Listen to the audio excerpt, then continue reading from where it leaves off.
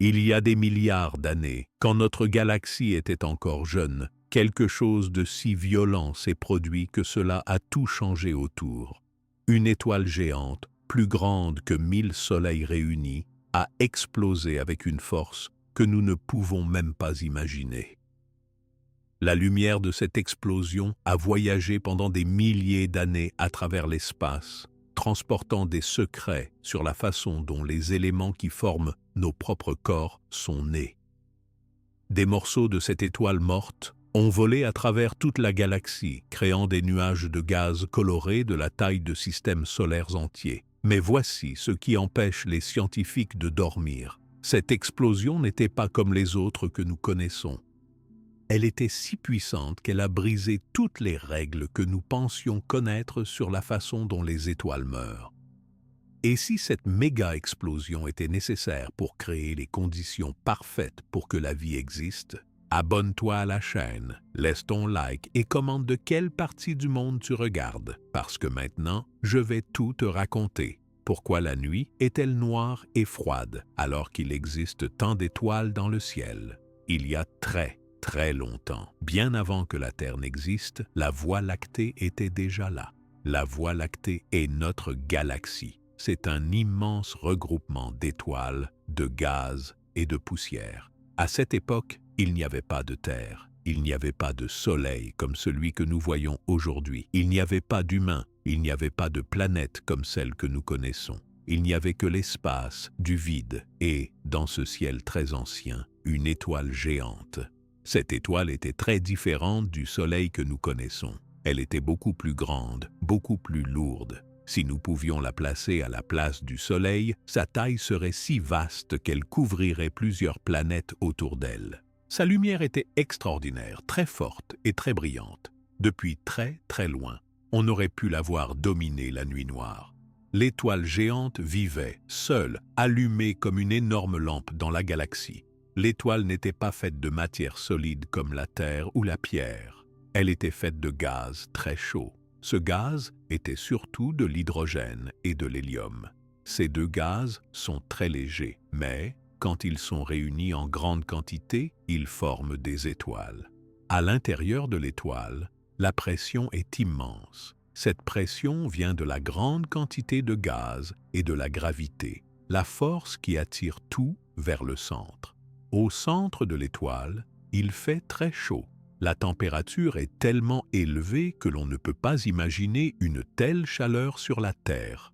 Au cœur de l'étoile, la matière est comprimée, serrée, poussée, et elle réagit. Cette réaction produit de la chaleur et de la lumière. C'est ce qui fait briller l'étoile. Cette énergie sort de l'étoile et illumine l'espace tout autour. L'étoile géante utilise un processus très simple qui se passe à l'intérieur de son cœur. Des petits atomes, comme l'hydrogène, se collent les uns aux autres pour former des atomes plus grands, comme l'hélium.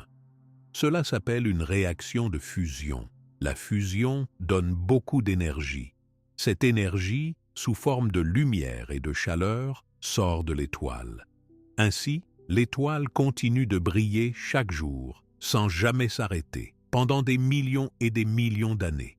Dans cette période très ancienne, il n'y avait encore aucune planète autour de cette étoile. La Terre n'existait pas. Il n'y avait pas de mer, pas de rivière, pas de forêt, pas de montagne, pas d'animaux, pas d'humains. Il n'y avait que l'espace immense et silencieux, et cette étoile très brillante. Elle brillait seule dans le grand vide de la galaxie. Cette étoile géante n'est pas née toute seule. Au début, il y avait un grand nuage de gaz et de poussière dans la Voie lactée. Ce nuage était froid et sombre. Petit à petit, la gravité a rassemblé le gaz et la poussière au même endroit. Plus il y avait de matière, plus forte était la gravité. Le gaz s'est réuni, il est devenu de plus en plus dense, de plus en plus chaud. Puis, un jour, la pression et la chaleur sont devenues si grandes que la fusion a commencé. C'est ainsi que l'étoile géante est née. Après sa naissance, l'étoile a commencé à briller très fort, éclairant tout autour d'elle. C'était la plus grande lumière de cette partie de la galaxie. Sa taille était vraiment énorme, bien plus large que celle du Soleil actuel. Son poids était aussi immense. Si elle avait remplacé le Soleil, elle aurait fait disparaître plusieurs planètes dans sa chaleur. L'étoile vivait paisiblement. Elle continuait à transformer de l'hydrogène en hélium. Ce lent travail de transformation produisait toujours plus de chaleur et de lumière. L'énergie partait du centre vers l'extérieur de l'étoile, et cette énergie traversait toutes les couches de gaz jusqu'à sortir dans l'espace. Cela permettait à l'étoile de briller sans fin. Pendant des millions d'années, rien ne dérange l'étoile géante. Elle reste stable, comme si elle ne devait jamais changer. Mais à l'intérieur, la fusion change petit à petit la matière. L'hydrogène se transforme en hélium. Et plus tard, d'autres réactions transforment aussi l'hélium en élément plus lourd. Même si l'étoile paraît calme, au cœur, il se passe beaucoup de choses compliquées. Grâce à cette grande étoile, la galaxie entière pouvait voir une lumière très forte. De nombreux autres nuages de gaz et de poussière flottaient très loin dans l'espace noir. Mais la lumière de l'étoile géante les atteignait parfois. Bien sûr, à cette époque de l'univers, il n'y avait pas Dieu pour voir sa lumière. Pourtant, la lumière voyageait, elle remplissait le vide de l'espace. La chaleur et la pression dans le cœur de l'étoile étaient très importantes. Si quelqu'un pouvait voyager jusque dans le centre, il verrait que la matière se presse, se mélange, devient toujours plus chaude, plus dense. La force de la gravité attire tout vers le centre. À mesure que la pression augmente, la chaleur grandit et la fusion continue. C'est un cycle sans fin qui maintient l'étoile vivante. L'étoile géante attirait les regards, car dans ce coin de la galaxie, rien d'aussi brillant et puissant n'existait. Elle semblait dominer l'espace. Il n'y avait pas de vie dans la galaxie, seulement des étoiles et du gaz. Mais la galaxie changeait doucement. La lumière de cette étoile éclairait les nuages de poussière lointains. Elle chauffait certains endroits, les préparant pour ce qui allait arriver bien plus tard. L'étoile continuait à grandir. En brûlant son hydrogène, elle créait toujours plus d'hélium, puis d'autres éléments plus lourds. À l'extérieur de l'étoile, la lumière et la chaleur partaient dans toutes les directions. À l'intérieur, la matière se transformait lentement. Plus le temps passait, plus le centre de l'étoile devenait différent du reste. Le cœur s'enrichissait d'éléments nouveaux. Midi ou minuit n'avait pas de sens dans ce temps lointain, car il n'y avait aucune planète pour tourner autour de cette étoile et marquer les heures. Il n'y avait que la lumière de l'étoile qui brillait dans la nuit de la galaxie. Cette étoile n'était pas seulement grande, elle était aussi très lourde. Plus une étoile possède de matière, plus elle est lourde. La gravité au centre est alors plus forte et la chaleur plus intense. Cela permet de fusionner les atomes encore plus rapidement qu'ailleurs. Mais cela veut aussi dire que l'étoile consomme son énergie plus vite. Les grandes étoiles vivent moins longtemps que les petites, car elles brûlent leur carburant beaucoup plus rapidement. À cette époque, la galaxie était bien différente. Il n'y avait ni système solaire, ni planète solide, ni être vivant pour imaginer le monde. Il n'y avait que le silence de l'espace et la lumière de quelques étoiles rares. L'étoile géante était la plus incroyable de toutes. Même si elle était très vivante, l'étoile géante devait aussi changer avec le temps. Au début, toute son énergie venait de la fusion de l'hydrogène, le gaz le plus simple et le plus abondant de l'univers. Mais, à force de brûler, il y avait de moins en moins d'hydrogène dans le cœur. L'hélium prenait la place. Peu à peu, l'étoile évoluait, même si cela prenait des millions d'années. Pendant tout ce temps, tout le reste de la galaxie continuait à exister silencieusement. Il n'y avait pas de changement rapide, seulement des mouvements très lents de gaz, de poussière, des changements de température ici et là. L'étoile géante restait un phare de lumière au milieu de l'obscurité. À l'intérieur de l'étoile, il y avait différentes couches. Chaque couche avait ses propres réactions et sa propre température. Plus on approchait du centre, plus il faisait chaud et dense. Au centre, la fusion était plus forte que n'importe où ailleurs. La lumière qui sortait du centre de l'étoile mettait un long moment avant de sortir de l'étoile, tellement il y avait de gaz à traverser. Mais, au bout de ce voyage, elle brillait dans l'espace. L'étoile existait donc comme un grand moteur, transformant sans cesse la matière en lumière et en chaleur. Rien ne perturbait sa vie. Elle était stable, puissante. Elle semblait devoir durer éternellement. Mais toute star, même la plus grande, a une histoire qui avance pas à pas vers une fin. Dans les parties extérieures de l'étoile, le gaz était plus froid qu'au centre, mais toujours très chaud par rapport à ce que nous connaissons sur Terre. Cette chaleur suffisait à faire briller tout le gaz qui entourait l'étoile. Vue de loin, l'étoile ressemblait à une sphère lumineuse, sans contour net, perdue dans la nuit de la galaxie. Les années passaient, lentement. Dans la galaxie, d'autres petites étoiles naissaient parfois, puis disparaissait. Mais l'étoile géante restait la plus brillante. Son histoire était la plus importante de ce coin de l'univers. La lumière de l'étoile géante pouvait parcourir l'espace sur de très longues distances. Elle atteignait des endroits très loin, parfois même des nuages lointains qui, plus tard, donneraient naissance à d'autres étoiles. La chaleur de cette étoile aidait à bouger la matière dans la galaxie. Cela montrait que, même seule, une étoile a un grand rôle dans le ciel. Sans cette étoile, rien de ce que nous connaissons aujourd'hui n'aurait pu être possible. Pas de soleil, pas de terre, pas de vie.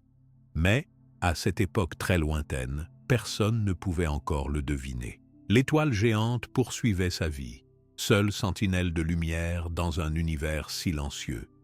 Petit à petit, les éléments créés dans le cœur de l'étoile commençaient à s'accumuler. Chaque fois que la fusion avait lieu, de nouveaux éléments apparaissaient. C'est comme cela que l'étoile fabriquait dans son cœur tous les matériaux qui seront, bien plus tard, utiles pour construire tout le reste de la galaxie.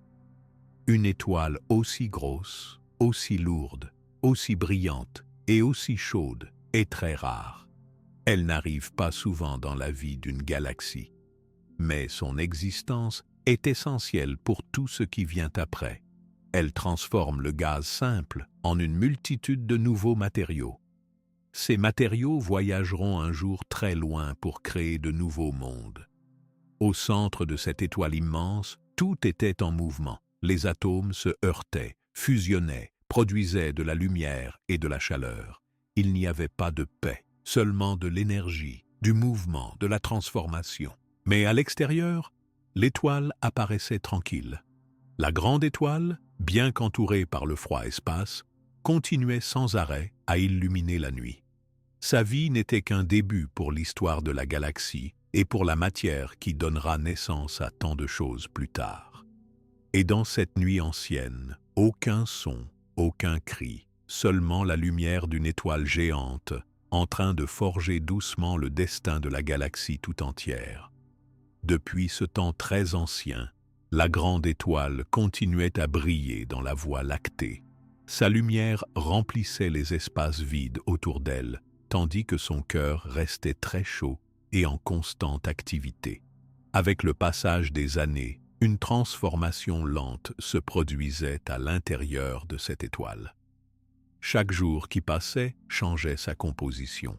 Dans le cœur de la grande étoile, il n'y avait plus la même quantité d'hydrogène qu'au début de sa vie. L'hydrogène diminuait doucement, car il était sans arrêt transformé en hélium par la chaleur et la pression énorme. L'hélium s'accumulait toujours plus dans le centre de l'étoile. Au fil du temps, d'autres éléments commençaient aussi à apparaître, plus lourds et différents. La vie des étoiles est un cycle. Toutes les étoiles naissent, vivent plusieurs étapes, puis finissent par mourir. La grande étoile géante suivait elle aussi ce cycle, mais à sa façon, car sa taille et sa force étaient bien plus importantes que beaucoup d'autres étoiles connues. Une étoile aussi grande brûle son carburant très vite, beaucoup plus vite qu'une étoile petite comme le Soleil, que nous voyons chaque jour dans notre ciel. Les réactions dans le centre de l'étoile étaient de plus en plus complexes. L'hydrogène devenait rare, alors l'étoile cherchait d'autres moyens de produire de l'énergie. Quand il ne restait presque plus d'hydrogène, l'hélium commença à se transformer lui aussi. Sous l'effet de la chaleur, l'hélium devenait du carbone. Ensuite, le carbone se combinait à d'autres éléments. Petit à petit, le cœur de l'étoile était rempli de matériaux nouveaux, créés seulement dans ce genre d'environnement très extrême. Au fur et à mesure que les éléments lourds apparaissaient, le centre de l'étoile changeait d'aspect. La gravité poussait toute la matière encore plus fort vers l'intérieur. La chaleur et la pression augmentaient encore. Ce n'était pas un changement rapide, mais plutôt une évolution sur des millions d'années. Chaque étape avançait sans arrêt.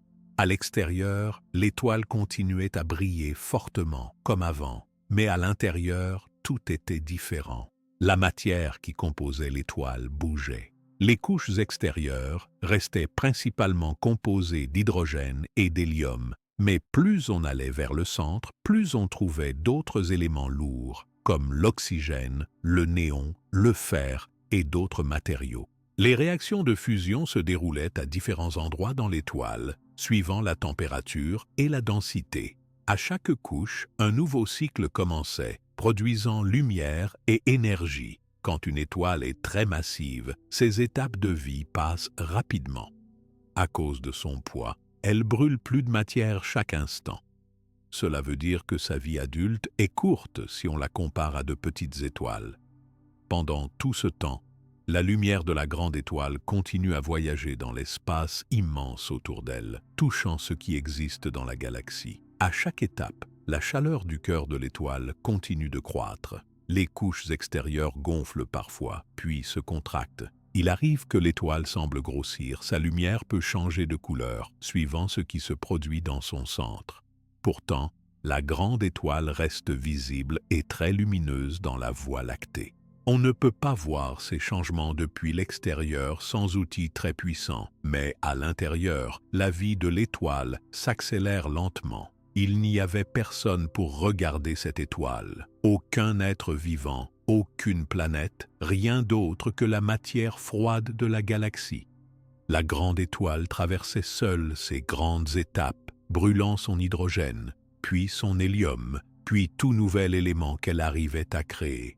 Quand il n'y avait plus assez de carburant d'un certain type, elle en utilisait un autre pour soutenir sa lumière et sa chaleur. Quand le centre devenait trop rempli de nouveaux matériaux lourds, l'équilibre devenait difficile pour l'étoile.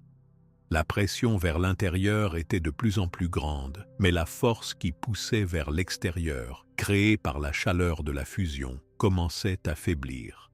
Plus il y avait de matière lourde dans son cœur, plus il devenait compliqué pour la grande étoile de rester stable. Cette évolution ne s'arrêtait jamais. Le gaz brûlait, se transformait. La chaleur montait toujours plus haut. À un moment, le cœur de l'étoile était devenu tellement rempli d'éléments lourds, comme le fer, que la fusion ne pouvait plus continuer comme avant. Fuser le fer ne produisait plus d'énergie, comme les réactions précédentes. C'était un blocage dans le cycle de l'étoile. Parce que la fusion du fer ne donnait plus d'énergie, il devenait impossible, même pour la grande étoile, de maintenir la pression vers l'extérieur. Le centre s'enfonçait, la gravité gagnait. Tout allait changer d'un instant à l'autre, mais à l'extérieur, rien ne laissait deviner ce qui se préparait dans le cœur de l'étoile, sauf quelques petits signes. Parfois, la luminosité changeait, la couleur variait, la surface bougeait. Au fur et à mesure que la matière lourde se concentrait au centre, les couches extérieures de l'étoile devenaient plus instables. Des mouvements violents avaient lieu à l'intérieur. Du gaz remontait, d'autres se refroidissaient. L'étoile commençait à perdre un peu de matière dans l'espace. Les vents stellaires, très puissants, transportaient du gaz et de la poussière tout autour. Ce gaz perdu flottait ensuite, attendant de servir à d'autres créations dans la galaxie. Lorsque l'étoile arrivait à ses derniers instants, L'équilibre était très fragile. La force qui poussait vers l'extérieur, qui venait de la chaleur, était de plus en plus faible. Le poids énorme des couches supérieures s'enfonçait sur le cœur. Plus rien ne pouvait prévenir ce qui allait se produire. À l'intérieur, le fer s'accumulait toujours plus vite. Durant toutes ces années, la lumière de l'étoile continuait à voyager. L'espace immense restait éclairé, même si la vie de l'étoile s'approchait lentement de son terme. Le cycle de vie d'une grande étoile est toujours ainsi. Naissance, croissance, maturité, vieillesse et enfin la mort. La grande étoile géante de la Voie lactée n'échappait pas à cette règle. Au fil des dernières étapes, la grande étoile brillait encore plus vivement par moments. Elle prenait parfois une teinte différente vue de loin. La chaleur à sa surface montait ou descendait. Les couches supérieures bougeaient de plus en plus. On pouvait dire que l'étoile était devenue agitée. C'était une agitation profonde, venue de la lutte dans son cœur. Un jour, dans la vie de la grande étoile, la fusion ne pouvait vraiment plus continuer. Il ne restait plus rien à brûler dans le cœur. Le fer, l'élément lourd, ne pouvait pas fournir l'énergie nécessaire pour lutter contre le poids des couches au-dessus. Toute la matière s'effondrait vers le centre. La vitesse de l'effondrement était fulgurante. Tout changeait en très peu de temps après des millions d'années de calme apparent. Ce qui se passe à ce moment est unique pour chaque étoile de grande masse. L'effondrement du cœur est suivi d'un mouvement très violent. La pression devient si forte que les atomes se brisent. La matière ne peut plus exister comme avant. La chaleur dépasse tout ce qui est imaginable. L'étoile atteint alors sa limite, le point où elle ne peut plus rien retenir. En dehors de cette étoile, la galaxie continuait d'exister, comme indifférente à ce qui se préparait. Mais dans l'espace autour, certains petits nuages de gaz et de poussière faisaient lentement leur chemin, se déplaçaient sous l'effet de la lumière, du vent stellaire ou de la gravité. Certains de ces nuages venaient même de la matière perdue par la grande étoile dans ses derniers moments. Depuis la naissance jusqu'à cet instant, la vie d'une étoile géante n'est qu'une longue transformation de matières et d'énergie. Tout ce travail silencieux a pour conséquence la création d'éléments toujours plus lourds grâce à la fusion au cœur de l'étoile. Quand une grande étoile vieillit, elle influence son environnement. Son vent stellaire souffle de la matière loin d'elle-même. Cette matière enrichit alors l'espace, car elle contient des éléments nouveaux créés dans l'étoile. Le carbone, le néon, l'oxygène, le fer et d'autres encore sont dispersés tout autour de l'étoile dans sa dernière vie. Les scientifiques qui étudient les étoiles savent aujourd'hui lire l'histoire de ces transformations. Ils observent les couleurs des étoiles, la force de leur lumière, le gaz autour d'elles. Ils comprennent comment les couches d'une étoile se forment, vivent, puis se séparent de l'étoile. Cela leur apprend que toute matière dans la galaxie vient, en partie, du travail d'anciennes étoiles géantes comme celle-ci. Dans l'espace, tout ce qui existe aujourd'hui doit son origine à ce long cycle de la vie et de la mort des étoiles. Sans les transformations dans le cœur d'une étoile géante, il n'y aurait pas de matière lourde, il n'y aurait pas de planète solide, pas de roches, pas d'oxygène, pas de carbone. À l'approche de la fin, l'étoile géante vivait ses derniers moments très vite. Toute la matière des couches supérieures attendait, prête à tomber sur le centre. Personne ne pouvait stopper ce mouvement. C'était le résultat de millions d'années de vie lumineuse et active. Plus le temps passait dans cette dernière phase, plus la tension montait dans toutes les couches. Le cœur devenait instable. À chaque instant, la force de la gravité augmentait. Il n'y avait plus assez d'énergie pour pousser la matière dehors. L'équilibre était rompu. Ce moment, celui qui précède juste la fin, est le plus bref de toute la vie de l'étoile. Après des millions d'années de vie, cette dernière phase dure parfois seulement quelques jours, parfois encore moins. Toute la matière est alors prête à réagir de façon très rapide. Tout ce travail dans le cœur de l'étoile n'est pas perdu. La matière lourde qui s'accumule servira plus tard à quelque chose de nouveau. Même si l'étoile s'apprête à mourir, Ce qu'elle a fabriqué va continuer de vivre dans la galaxie. Alors, l'ultime moment approche. La grande étoile ne possède plus la force pour se battre contre la gravité. La matière s'effondre, le cœur s'écrase sous le poids. En un instant, tout va basculer. Quelque chose de très important va se produire. Ce sera l'événement le plus violent et le plus brillant de l'histoire de cette étoile et de tout ce coin de la Voie lactée. Une transformation gigantesque est sur le point d'arriver. Ce moment, même s'il commence à un point précis, influence une vaste partie de l'espace autour. L'énergie accumulée au cœur de l'étoile est prête à être libérée. La matière créée depuis des millions d'années va bientôt quitter l'étoile pour continuer son existence ailleurs, dans la galaxie. C'est ainsi que la grande étoile géante, après un très long cycle de transformation, arrive à la fin de sa vie normale et prépare, sans le savoir, une explosion qui changera tout ce qui existe dans la Voie lactée. Tout était prêt pour un changement immense dans la vie de la grande étoile. Au centre, la matière s'était tellement entassée et était devenue si lourde que plus aucune force ne pouvait la retenir. Pendant des millions et des millions d'années, la grande étoile avait lutté pour garder son équilibre, pour que la chaleur qui venait du centre repousse le poids de tout le gaz au-dessus. Mais maintenant, la chaleur ne suffisait plus. La gravité avait gagné. Un événement unique arriva alors, si rapide qu'il dura encore moins que le clignement d'un œil. L'effondrement du cœur fut total. Toute la matière lourde, accumulée pendant toute la longue vie de l'étoile, s'écrasa en direction du centre avec une force impensable. La température monta encore bien plus haut qu'avant. À ce moment précis, tout le cœur de l'étoile devint très petit, mais extrêmement dense et chaud. Ce qui se passa ensuite changea non seulement l'étoile elle-même, mais aussi toute la région de la Voie lactée autour. L'effondrement du centre ne dura presque rien. Mais il déclencha un phénomène extraordinaire, l'explosion de l'étoile. Cette explosion fut si puissante que rien de tel ne s'était jamais produit dans notre galaxie avant ce moment. En quelques instants, l'énergie libérée fut plus grande que tout ce que l'étoile avait produit pendant des millions d'années. Une vague énorme de lumière et de chaleur fut lancée dans toutes les directions. La pression inside the star fut tellement forte que les couches supérieures furent soufflées loin du centre. Toute la matière de l'étoile fut projetée à une vitesse que l'on ne connaît sur aucun autre objet de la galaxie. La lumière devint si éclatante qu'elle aurait effacé toutes les autres étoiles dans le ciel si la Terre avait déjà existé à ce moment-là.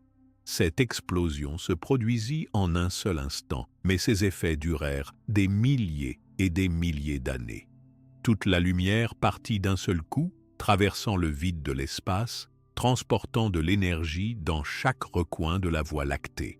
La quantité de lumière et de chaleur était si grande qu'elle aurait été visible très loin, bien au-delà de la place que prit plus tard le Soleil. L'explosion produisit aussi un énorme choc dans la matière alentour. Les nuages de gaz et de poussière qui flottaient tranquillement autour de l'étoile reçurent la force de l'onde d'explosion. Cette force poussa la matière sur des distances incroyables. Ce n'était pas seulement de la lumière et de la chaleur, c'était aussi de la matière physique, des gaz, des atomes, des particules. Tout ce que l'étoile avait fabriqué au long de sa vie fut envoyé dans l'espace. L'onde d'explosion était si rapide que la matière se retrouva dispersée en peu de temps sur des milliers de milliards de kilomètres autour du centre original de l'étoile. Le gaz et la poussière s'étalèrent dans toutes les directions comme une vague géante invisible qui se propageait dans le silence absolu. Cette vague transportait tous les éléments que l'étoile avait créés: hydrogène, hélium, carbone, oxygène, fer et bien d'autres. Pendant ce temps, la lumière de l'explosion avançait dans l'espace à une vitesse constante. Chaque seconde, elle parcourait la plus grande distance possible dans l'univers.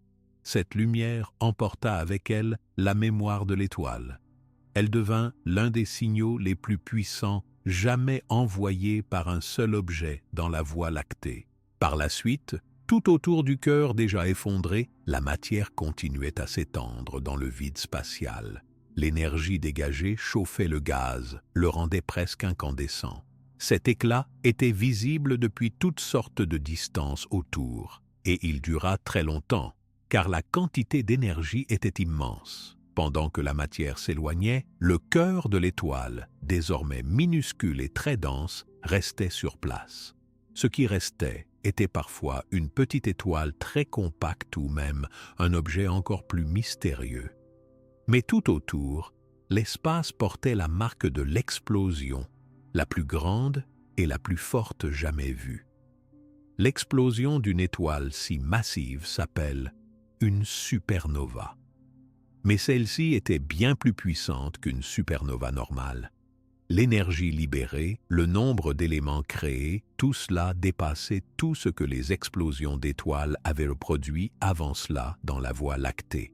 L'espace, d'un coup, devint bien plus riche en éléments nouveaux. Au même moment, les vagues de gaz et de poussière avançaient. Sur leur chemin, elles rencontraient d'autres nuages de matière. Parfois, elles les traversaient, parfois, elles les mélangeaient. Ce mouvement ne s'arrêta pas rapidement. Il continua très, très longtemps, jusqu'à ce que toute la matière éjectée se soit dissipée loin du centre d'origine de l'étoile. La lumière de l'explosion, elle, ne s'arrêta jamais. Elle partit voyager dans l'espace, portant avec elle le souvenir de ce moment unique. Si un observateur se trouvait quelque part dans la galaxie des millions d'années après, il aurait pu encore voir les traces de cette ancienne explosion dans le ciel. Autour du centre de l'explosion, la matière projetée forma peu à peu de grands nuages brillants. Ces nuages étaient bien visibles car ils étaient composés de gaz chauffés par l'énergie de l'explosion.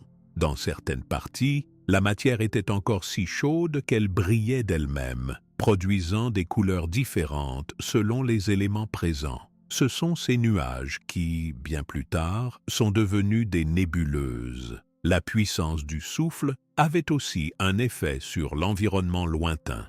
Des régions entières de l'espace, qui avaient été paisibles, se virent traversées par la vague de l'explosion. Là où la matière était plus dense, l'onde formait des bulles et des trous. Dans d'autres endroits, elle déclencha des mouvements dans les nuages de gaz, aidant parfois à rassembler la matière, parfois à la disperser. Dans la galaxie, un tel événement changea beaucoup de choses. D'un côté, il créa de nouveaux espaces remplis de matières précieuses pour l'avenir. De l'autre côté, il laissa derrière lui un cœur très dense, un reste de l'ancienne étoile, parfois difficile à voir, mais lourd et plein d'énergie. Cet objet exerçait alors une force sur ce qui passait à proximité, comme s'il gardait la mémoire de la grande étoile disparue. Tous les éléments que l'étoile avait créés pendant sa vie furent ainsi dispersés. Le fer, le carbone, l'oxygène, bien d'autres encore, devinrent partie de la matière flottante dans la Voie lactée. Certains atomes restèrent unis aux autres, d'autres se séparèrent et rejoignirent de nouveaux nuages de gaz. Tout ce processus était silencieux, bien qu'extrêmement violent. Il n'y avait aucun son, car dans l'espace, il n'y a pas d'air pour porter les bruits. Il n'y avait que les mouvements de lumière et de matière, imperceptibles pour la majorité de la galaxie. Mais l'explosion avait tout transformé autour d'elle. Des milliers d'années passèrent après ce moment. La lumière de l'explosion continuait de voyager, traversant la galaxie, atteignant même d'autres parties fort lointaines. Elle portait toujours les informations sur ce qui était arrivé. Ceux qui viendraient plus tard, comme les scientifiques de la Terre, pourraient capter ce signal ancien dans leurs instruments. La matière poussée par l'onde formée par l'explosion devint peu à peu plus froide. Alors, elle commença à se rassembler par endroits sous la force de la gravité. Mais ce n'était pas encore la fin de son voyage. Certaines particules continuèrent à flotter, d'autres se rejoignirent pour former de plus gros blocs. L'explosion avait semé partout les graines d'éléments essentiels. Ce mélange de lumière, de chaleur et de matière forma un spectacle unique, resté longtemps visible. Les régions frappées par la vague avaient changé d'aspect. Les couleurs de certains nuages devenaient différentes. La densité de la matière changeait. Là où l'onde passait, elle poussait, chauffait, secouait tout ce qu'elle rencontrait. Dans d'autres parties de la Voie lactée, bien plus tard, la mémoire de cette explosion vivrait encore. Les éléments lourds dispersés deviendraient un jour la base de nouvelles formations. Mais, à ce moment précis, il n'y avait que la grande étendue de gaz, de poussière, de lumière et d'énergie en mouvement, comme le résultat d'un travail effectué pendant des millions d'années. Parfois, des fragments plus gros de matière voyageaient plus doucement. D'autres restaient coincés dans des zones plus denses. Le mouvement continuait, encore et encore, sans jamais s'arrêter brusquement. Il n'y avait aucune règle précise, seulement la force de la gravité, la pression de l'onde et l'influence des autres nuages voisins. L'explosion changea donc complètement la région de la galaxie où elle se produisit. Tout ce qui existait avant fut transformé. De nouveaux chemins se dessinèrent pour la matière. La lumière voyageait, la matière voyageait. Certains gaz restaient chauds, d'autres se refroidissaient. Chaque partie réagissait selon ce qu'elle possédait à ce moment. Pendant de très longues périodes, l'énergie continuait de voyager à travers les confins de l'espace. À certains endroits, elle se mélangeait à d'autres restes d'anciennes étoiles. À d'autres, elle restait seule, attendant peut-être un jour que quelque chose vienne la rejoindre. Les scientifiques qui étudient aujourd'hui les explosions d'étoiles cherchent encore à comprendre toute la puissance de telles vagues. Ils observent les effets des ondes dans les nuages lointains. Ils voient comment l'explosion de la grande étoile de la Voie lactée a laissé, encore maintenant, des traces visibles dans cette région du ciel. Tout ce que l'explosion avait produit allait maintenant commencer un nouveau chemin. La matière, désormais libre dans la galaxie, se préparait pour d'autres aventures. La lumière continuait son long voyage.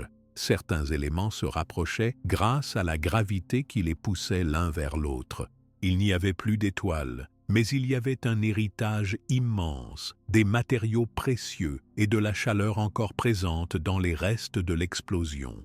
Ainsi, la plus puissante des explosions que la Voie lactée ait connue avait changé pour toujours la façon dont la matière serait dispersée dans cette partie de l'univers.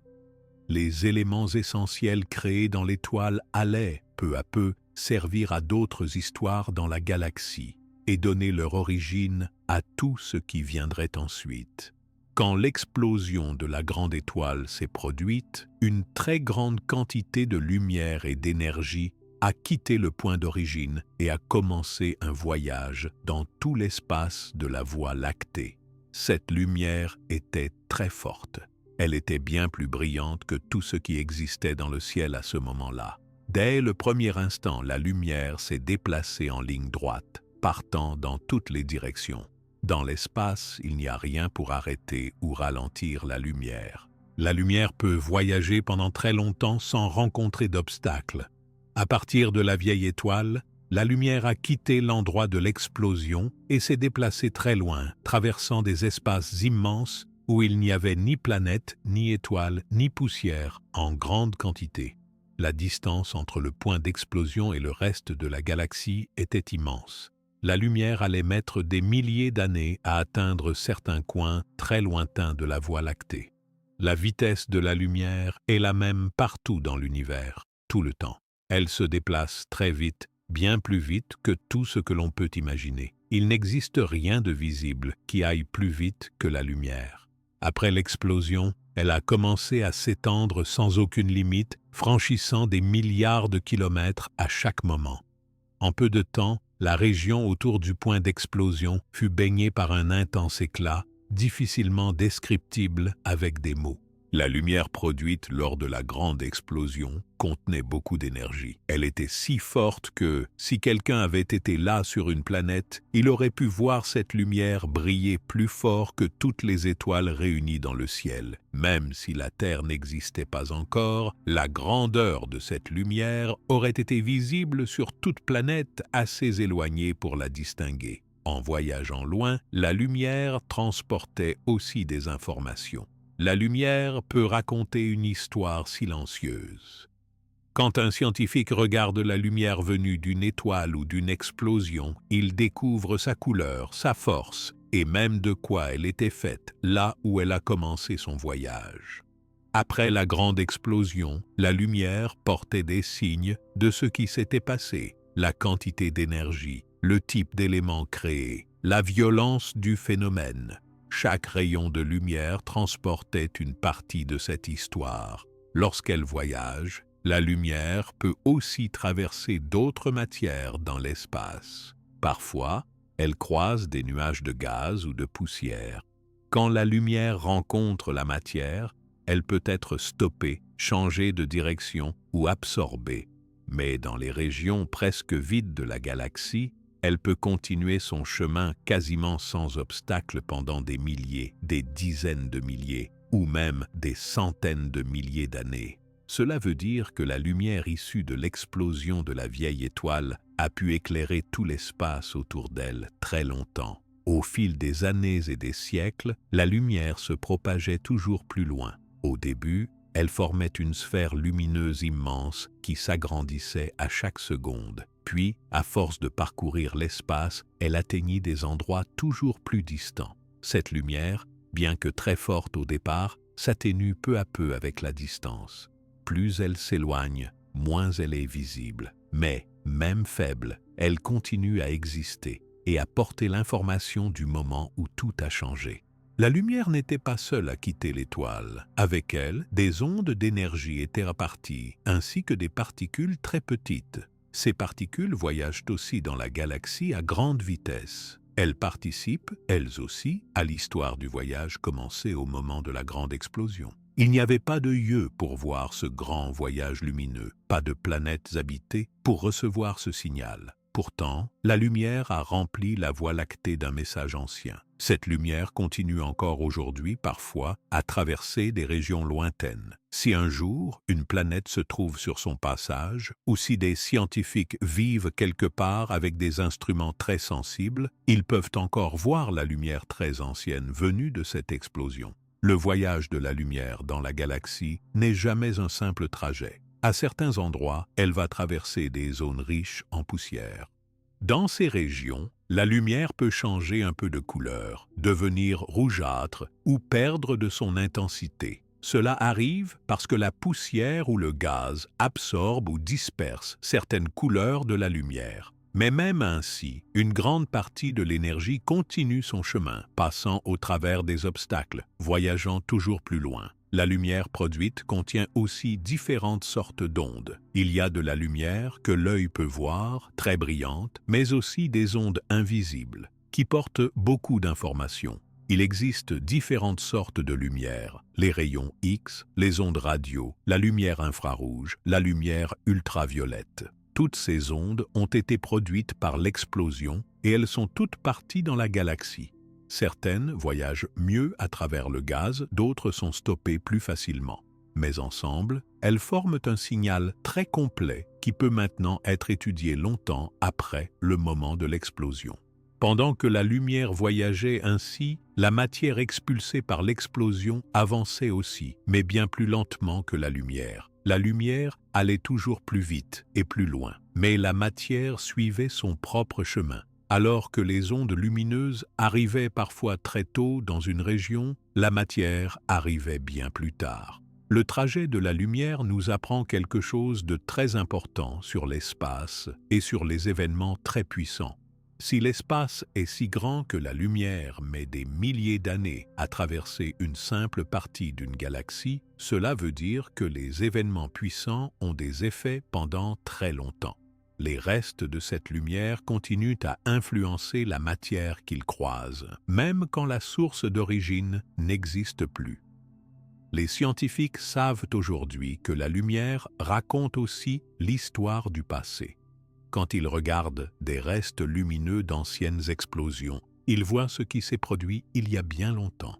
La lumière qui voyage est une sorte de message du passé. Regarder la Voie lactée avec des télescopes puissants, c'est comme ouvrir un livre ancien où chaque rayon de lumière porte une page d'histoire. Au fur et à mesure que la lumière de l'explosion parcourait la galaxie, certains nuages de gaz furent éclairés comme jamais auparavant. Ces nuages deviennent alors plus visibles, car l'énergie de la lumière les traverse et les fait briller. Les régions atteintes par la lumière changent un peu.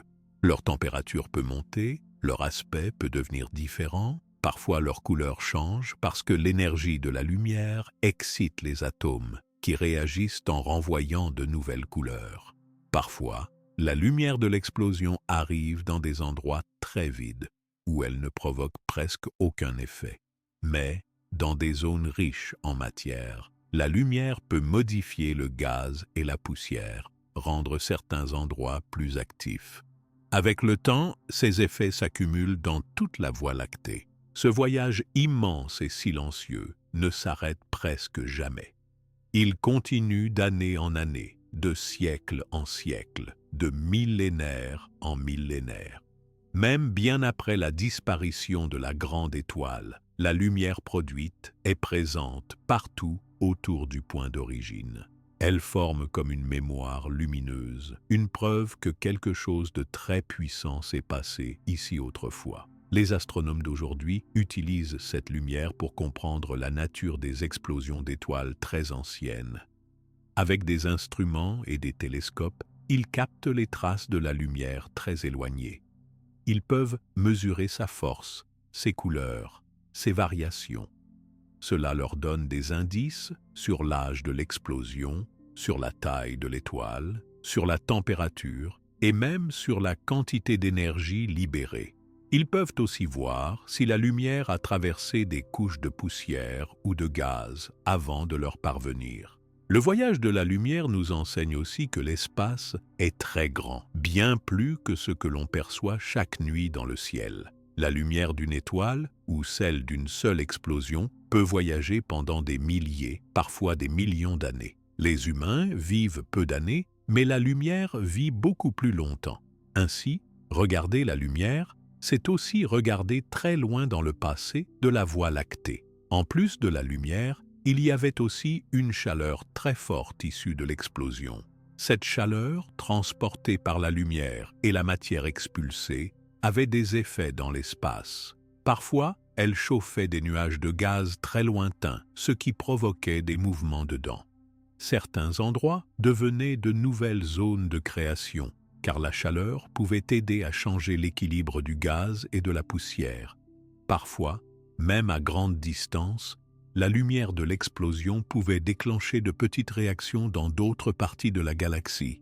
Elle pouvait aider à rassembler des morceaux de matière ou à les séparer selon la quantité d'énergie qu'elle portait. Tout cela prenait énormément de temps, mais peu à peu, la lumière et l'énergie produite par la grande étoile changeaient la Voie lactée sur de très grandes distances.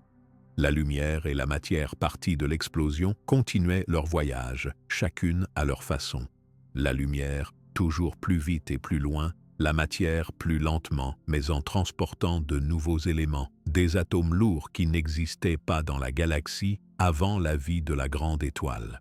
Ces deux voyages sont importants, car ils représentent deux façons d'influencer le reste de l'espace. L'une avec des signaux et de l'énergie, l'autre avec des matériaux concrets pour la création de nouveaux objets. Autour du centre de l'explosion, la matière portée par la vague chaude de la lumière commença à former des régions différentes dans le ciel, visibles de très loin car encore éclairées par les restes de la lumière puissante. Ces régions deviendraient plus tard des lieux importants pour la suite de l'histoire de la galaxie.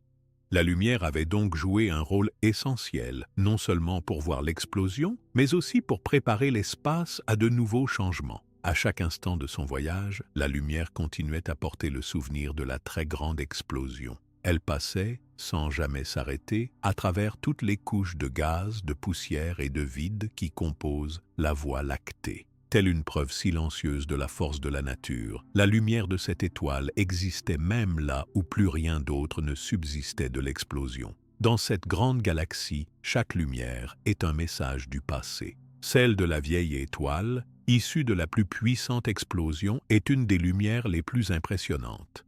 Elle a voyagé très loin, très longtemps, et elle continue encore. Grâce à elle, la Voie lactée a changé de visage, car partout où la lumière est passée, elle a laissé une marque, un effet, un signal qui montre qu'un jour, une étoile géante a tout bouleversé autour d'elle. En continuant de voyager à travers la galaxie, la lumière guide aussi le déplacement de la matière qui suit derrière. Elle éclaire les nouveaux nuages créés par l'explosion, elle chauffe la poussière, elle montre le chemin que vont prendre les éléments dispersés. Sa présence dans l'espace est le rappel permanent de l'événement le plus fort de cette partie du ciel. La lumière continuait son voyage dans tout l'espace, mais elle n'était pas la seule à traverser la grande étendue noire de la Voie lactée. Une quantité immense de matière, de gaz et de poussière quittait aussi le lieu de la grande explosion. Ce mouvement de la matière était grand, silencieux et très lent par rapport à la lumière. Pourtant, il était très important pour l'avenir de la galaxie. Toute la matière qui venait du centre de l'étoile géante était poussée dans toutes les directions. Ce mouvement ne durait pas seulement quelques instants. Il continuait pendant des années, puis des siècles, et même des milliers d'années. Chaque morceau de gaz ou de poussière avançait dans l'espace, emporté par la force de l'explosion. Ces atomes, créés au cœur de l'étoile, remplissaient le vide et formaient des grandes vagues qui devenaient de plus en plus larges. La vitesse de la matière expulsée était très grande, mais elle était bien moindre que celle de la lumière. Malgré cela, les atomes et les grains de poussière parcouraient des distances énormes, même sur des milliers de kilomètres chaque seconde. En avançant, la matière formait une sorte de bulle qui s'agrandissait sans arrêt autour de l'ancien emplacement de l'étoile. En se déplaçant, le gaz et la poussière se mélangeaient avec d'autres nuages déjà présents dans la Voie lactée. Parfois, la matière heurtait des régions plus denses, parfois elle traversait des zones très vides. Là où la matière rencontrait d'autres nuages, un grand brassage se produisait. Les atomes s'ajoutaient aux autres éléments présents, rendant chaque région de plus en plus riche et différente. Ce nuage de matière qui grandissait après l'explosion portait tous les éléments créés par l'étoile pendant sa vie. Il y avait de l'hydrogène, de l'hélium, du carbone, de l'oxygène, du néon, du soufre, du fer, du magnésium et encore beaucoup d'autres. Tous voyageaient ensemble, portés par le souffle de l'explosion. Dans l'espace, la matière ne reste jamais fixe. Elle va toujours vers l'endroit où la force est la plus forte. Ici, c'était la pression de l'explosion qui poussait tout loin du centre. Mais après un certain temps, cette force diminuait et la matière commençait à ralentir. La gravité, présente partout dans la galaxie, influençait aussi la trajectoire de chaque particule. À mesure que la matière se dispersait, elle formait de grands nuages de gaz et de poussière. Ces nuages, appelés nébuleuses, étaient visibles de loin, car ils étaient éclairés par la lumière de l'explosion. Les nébuleuses apparaissaient sous forme de taches brillantes, parfois colorées, dans les régions sombres de la Voie lactée. La matière continuait de bouger lentement au sein de ces grandes structures. Certains endroits du nuage devenaient plus denses que d'autres. Cela arrivait parce que la matière se rassemblait parfois sous l'effet de la gravité, ou simplement parce que l'explosion avait projeté certaines parties du gaz plus fort qu'ailleurs. À l'intérieur du grand nuage, la température n'était pas la même partout. Là où la matière était dense, il faisait plus chaud, et là où elle était moins concentrée, la température baissait. Plus le temps passait, plus la matière s'étendait. Beaucoup d'atomes voyageaient sur des milliers de milliards de kilomètres, sans jamais revenir en arrière. Mais il restait toujours des zones où le gaz était plus épais, des régions qui devenaient très importantes pour la suite de l'histoire. Quand la matière traversait des nuages voisins, des changements se produisaient. La poussière et le gaz se mélangeaient, parfois se réchauffaient, quelquefois formaient de nouveaux blocs plus denses. Parfois, la rencontre des deux nuages produisait des chocs qui créaient plus de chaleur et de lumière. Dans certaines régions, des éléments nouveaux apparaissaient, car les gaz mélangeaient leur contenu. Chaque parcelle de matière possédait sa propre histoire. Un atome de fer venait peut-être du centre de l'étoile. Un atome d'hélium avait été créé pendant la jeunesse de l'étoile. Un morceau de carbone avait été formé pendant les derniers instants, juste avant l'explosion. Tous maintenant voyageaient ensemble dans la grande nébuleuse née de l'explosion. Sous l'effet des vagues de l'explosion, la matière était envoyée parfois très loin de l'endroit original. Ce mouvement continuait de modifier la forme des nuages autour. Tout restait en mouvement. Certaines parties du nuage allaient plus vite, d'autres plus lentement. Il n'y avait pas d'ordre précis, seulement la force de l'explosion et la gravité qui guidaient tout ce trajet. Au milieu de la nébuleuse, là où la matière était plus concentrée, la lumière envoyée par l'explosion faisait briller le gaz. Cette lumière permettait aussi d'observer les différences de composition du nuage. Certaines parties émettaient des rayons rouges, d'autres bleus, d'autres vertes, selon les éléments présents et leur température. Ces couleurs pouvaient être vues par des instruments spéciaux longtemps après l'explosion. Au cours de son voyage, la matière s'écartait peu à peu du centre. Cependant, certaines parties ne parvenaient pas à fuir et restaient en orbite autour du lieu de la grande étoile. Elles se mélangeaient parfois pour former des objets plus gros ou restaient seules, flottant dans l'espace. Dans certains endroits, la concentration de matière devenait si forte qu'elle bloquait même la lumière. Ces parties très sombres étaient formées de poussière si épaisse que la lumière ne pouvait plus passer à travers. Ces zones deviendraient plus tard des endroits spéciaux où la matière allait se regrouper encore davantage. L'explosion de la grande étoile avait donné à la galaxie des matériaux nouveaux et précieux. La présence de ces éléments modifiait le contexte de la Voie lactée. Les atomes dispersés dans tout l'espace allaient préparer le sol pour de nouveaux changements dans la structure de la galaxie. La poussière emportée s'associait parfois à d'autres grains pour former de plus gros fragments. Petit à petit, ces morceaux s'agrandissaient, attiraient encore plus de matière et continuaient à croître. Ce mécanisme expliquait pourquoi certains endroits du nuage finissaient par contenir de petits cailloux, puis des morceaux plus gros, qui un jour pourraient donner des objets plus grands. En dehors de ces rassemblements, la matière continuait de se répandre. L'espace restait rempli de milliards de particules, visibles ou invisibles, toutes issues de l'ancienne étoile. Cette nouvelle distribution de gaz et de poussière était essentielle, car elle rendait la Voie lactée plus complexe, plus colorée, plus pleine de possibilités pour la suite.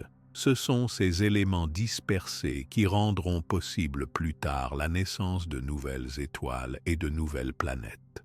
Mais, à cet instant, la matière voyageait encore dans le silence immense de la galaxie. Certains nuages grossissaient, d'autres restaient petits, mais tous portaient l'empreinte de la grande explosion.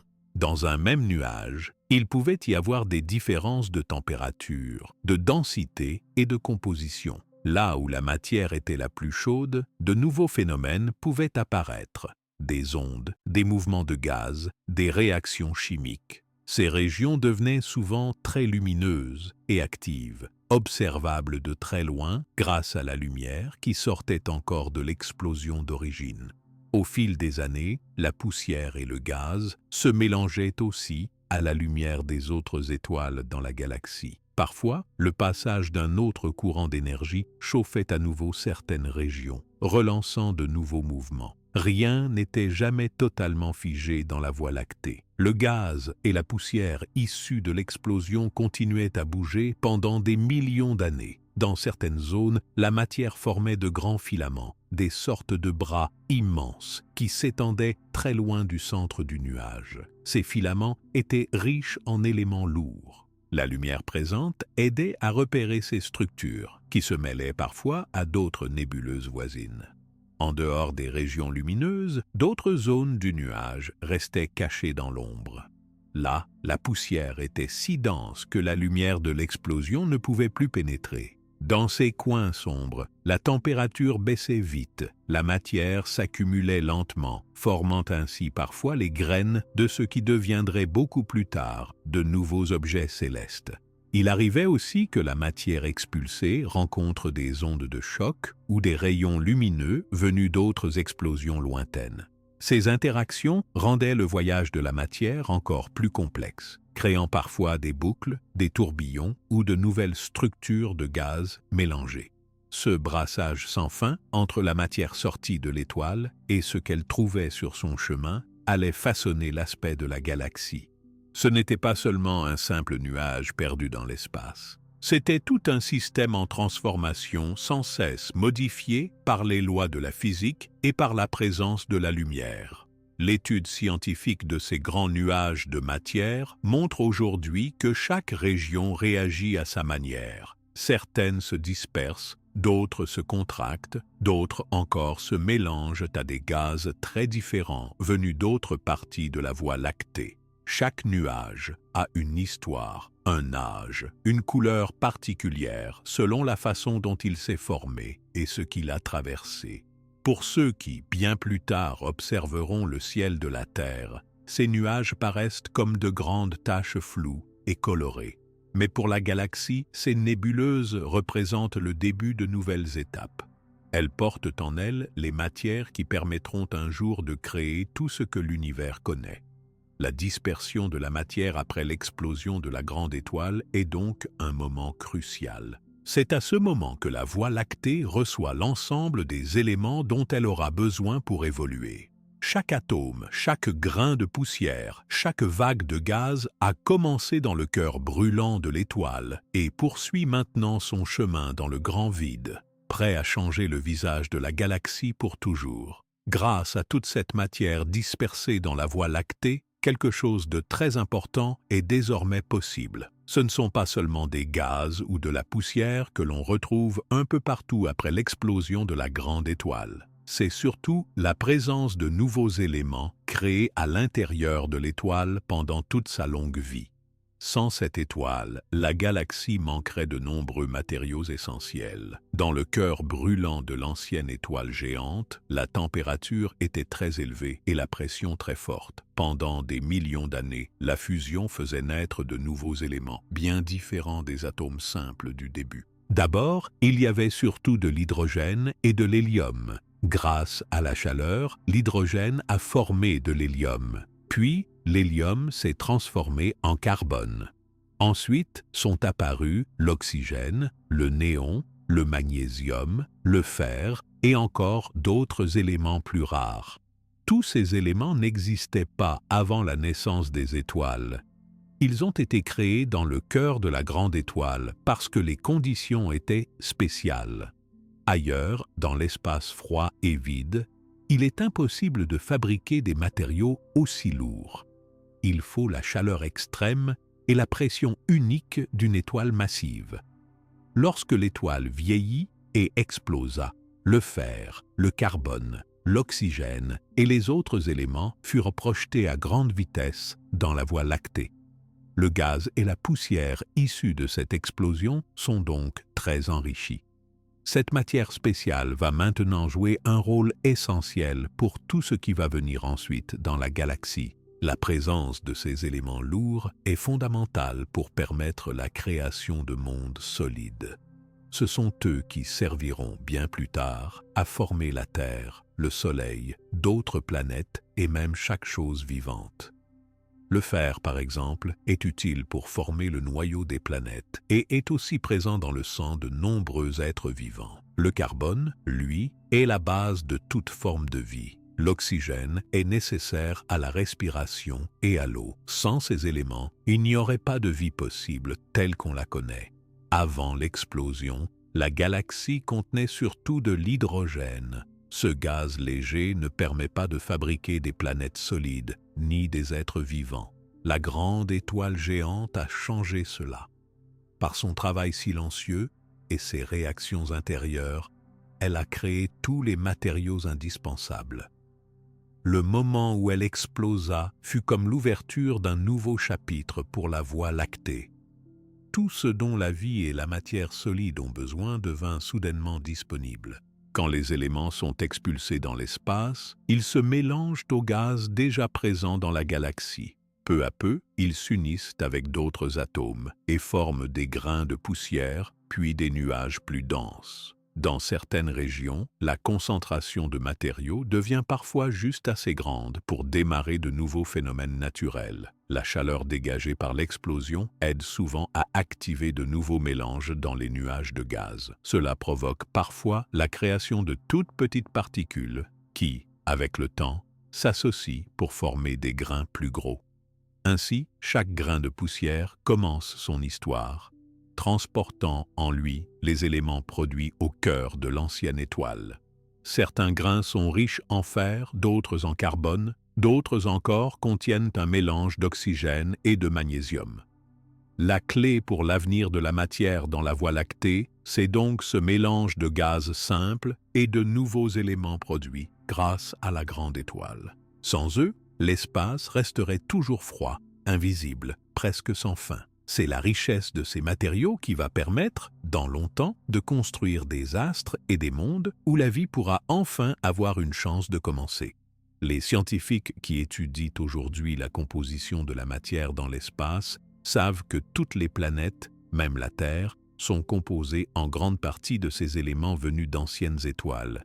Les cailloux, les montagnes, le sable, le sol, l'air, l'eau, tout ce qui est solide ou essentiel aux êtres vivants, a été formé quelque part dans la vie et la mort d'une étoile géante. Les propriétés de chaque élément sont aussi différentes. Le carbone, par exemple, a la capacité de se relier facilement à d'autres atomes, ce qui permet la chimie complexe de la vie. L'oxygène est vital pour l'eau et la respiration. Le fer est très solide et lourd, ce qui aide à former des structures stables. Le magnésium, le soufre, le silicium, l'azote et d'autres participent à diverses réactions qui rendent la matière intéressante pour la suite de l'histoire cosmique. C'est pour cela que l'explosion de la grande étoile fut essentielle. En créant ces éléments et en les envoyant partout, elle a semé les graines du futur. Tout le monde matériel de la Voie lactée, toutes les planètes solides, tous les objets, les êtres vivants et même l'homme possèdent ces mêmes atomes. Ce sont de vieux éléments nés au centre d'une étoile disparue. Quand la matière a été projetée, elle n'était pas toute mélangée également dans la galaxie. Certains endroits furent enrichis en éléments lourds plus que d'autres. Dans ces régions, la densité de fer, de carbone ou de silicium est plus importante. Cela explique pourquoi certains futurs lieux de la Voie lactée pourront créer des planètes rocheuses ou donner naissance à une vie capable d'utiliser ces matériaux. La poussière porte aussi partout la marque de son origine. Les grains contiennent souvent une partie de l'élément qui signale une origine stellaire, comme une empreinte discrète. Les laboratoires sur Terre, des milliards d'années après l'explosion, arrivent encore à retrouver les traces de cette naissance, même dans des objets très petits. Dans chaque atome projeté lors de l'explosion, il y a le souvenir de la chaleur et des pressions extrêmes qui les ont fabriqués. Au fil des âges, ces atomes participent à 1000 transformations, à des mélanges et à la création de tout ce qui existe dans la galaxie. Après la grande explosion, de nombreux nuages dans la Voie lactée sont donc transformés. Ils ne sont plus faits seulement d'hydrogène et d'hélium. Désormais, on y trouve aussi du carbone, de l'oxygène, du fer et bien d'autres éléments utiles. Certains nuages restent encore froids et inactifs, mais d'autres deviennent de véritables laboratoires naturels, où de nouveaux phénomènes apparaissent grâce à la richesse des matériaux. La création et la dispersion de ces éléments essentiels rendent désormais possible une grande diversité de structures dans l'espace. Les petits grains de poussière serviront à fabriquer des cailloux, puis des roches et finalement des planètes. D'autres éléments se dissoudront dans des gaz ou des liquides qui pourront envelopper ces mondes. La vie, si un jour elle apparaît, pourra utiliser tout ce qui a été créé par la vieille étoile. Dans la Voie lactée, le fer commence alors son propre chemin à travers la poussière. L'oxygène cherche à se lier à l'hydrogène pour créer de l'eau. Le carbone devient la base de longues chaînes nécessaires à la vie et tous ces éléments travaillent ensemble lentement, partout où la gravité et la chaleur le permettent. Au fur et à mesure que la matière voyage, il arrive que les éléments s'associent de 1000 façons. Aucun atome ne reste toujours le même. Les collisions, les chocs, l'énergie apportée par les étoiles proches, tout cela fait réagir la matière et la pousse à changer encore. Parfois, de simples éléments se transforment en molécules plus complexes. Parfois, ils forment des structures solides. Parfois, ils deviennent des gaz utiles ailleurs. Les scientifiques savent qu'il faut énormément de temps pour fabriquer tout cela. Ce qui nous semble rapide, comme un éclair, s'étend en réalité sur des millions d'années. Pourtant, chaque étape compte. Chaque grain de poussière enrichi devient le début d'une nouvelle histoire. Les régions de la galaxie qui ont reçu beaucoup de matière issue de la grande explosion sont aussi celles qui changeront le plus.